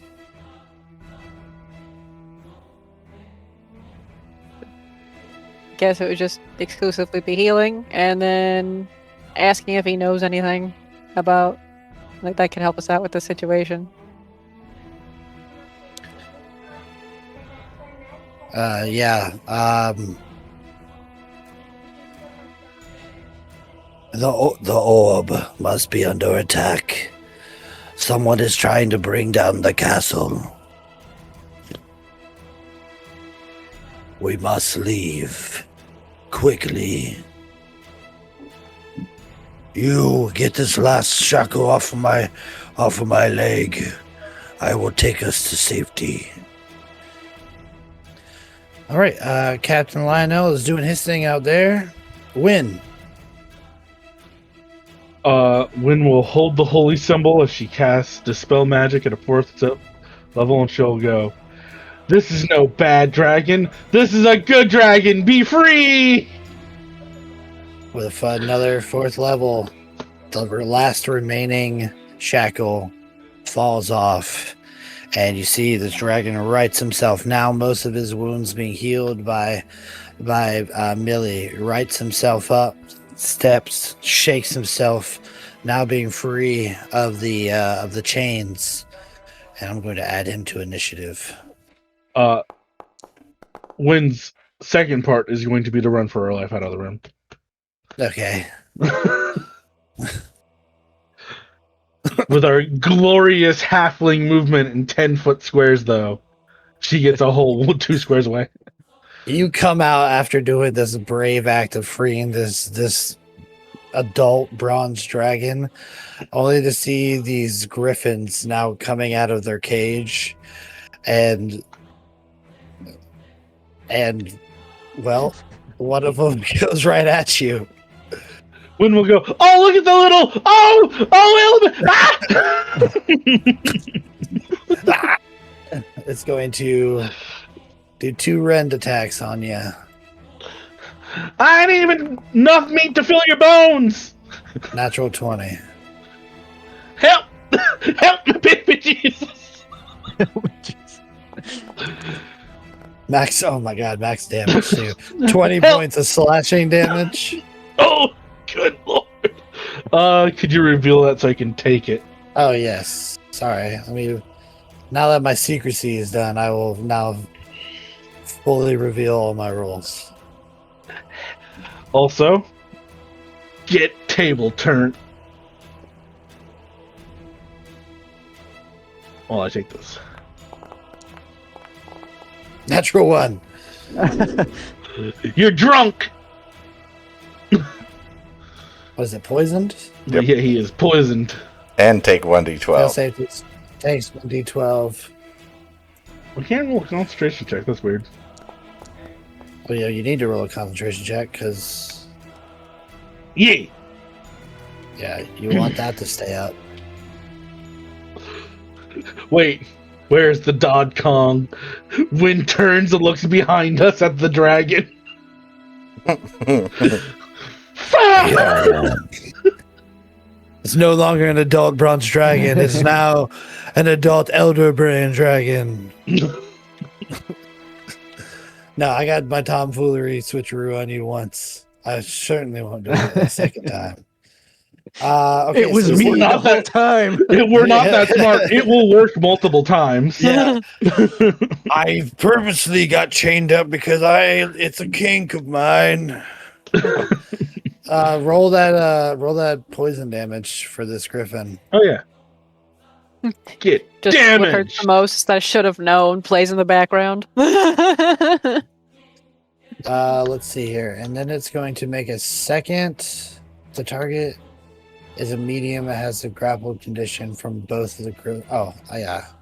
So you are grappled, but it's poisoned. Well, grappling So doesn't let it hit it me earlier. Should still be disadvantage. She's just being make sure. drunkenly swung around now.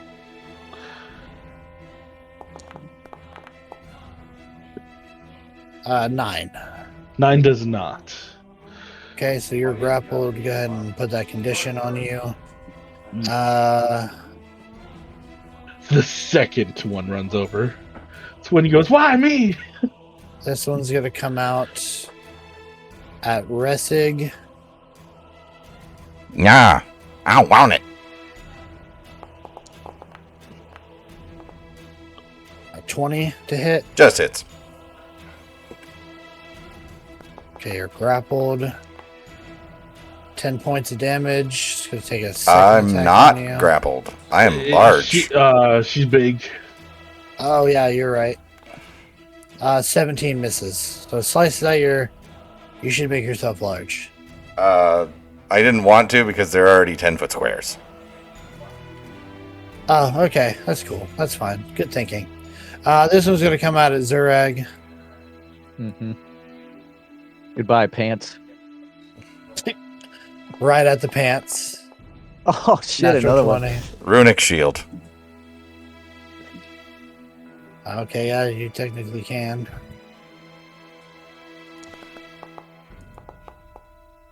Still 24. That's not a natural 20, so. Yeah. Minimum damage, only 5. You're grappled as well. Let me do another secondary. And another 24. Yep. So both legs of your pants just ripped into by the claws. They pants you essentially, like that's how you're held. You're just like pants around your ankles with the claws holding them down so you can't pull them up. Another 9 points of damage. So halved for that. Can I say something because we forgot for a while now? I imagine this is purely my own world, Renard is in the room sitting on that Oh, yeah, chair. God damn it! God damn it! Forgot Renard. He's completely all the streaming's done, so he just went to bed. He's just like, Just I forgot about That's Renard. fucking- He will be in the room with Millie. I totally forgot about Renard. just fucking sitting there as we all run away. Like, wait, what the fuck? Okay, that's about the right. cloud giant was running. Where did they go? Yeah, they went down that way. Down there. I was told to stay here, man. I listened. Those guys are crazy. This other griffin, I think, is going to. I was just gonna go after Win. Wow. You know when like a cat has like a mouse? This is Yeah. the proportion size. It's the correct proportion size for that happening right now. It really is. We're just getting batted around by two cats. I can't remember. Does grapple give an attack? No, wind just can't move. It's restrained. That's Yeah. advantage. Okay. I never remember. Okay, so that misses. Second attack. Natural 20. Fuck! Help! Help! It hurts. They want blood. 14 points of damage. They're now like one of them's got your legs in its beak, the other one's got your arm in its beak. They're now trying to like pull you apart. Help! Oh. Almost. Almost. The question: where's the Dodge Kong? You have not got a sense of where he is. Top of round 3, the castle shakes violently again. There is a sound of thunder claps and lightning strikes starting to build up all around. And we'll see you next week. There we go. One more round. I love starting with One more nat round. 20. I need another one. One more round. No. What a Thank you, world. everyone, for hanging out for this Sunday night. This has been Rain of Storms. We will see you next Sunday as we continue the battle and the search for the Dod Kong, No. and we will see what happens to our heroes. As we fucking plummet out of this guy. Just a quick reminder for all of us, viewers included. This castle is not floating directly over Silvery Moon, right? Not directly over it, but it has the potential to crash down into it. Nearby part of the city. I want Okay. to point out, from this dragon's point of view, this halfling ran in, freed him, and was like, "You're free!" And walked out the door, and he sees two griffins. Fucking mauled by two griffins, yeah.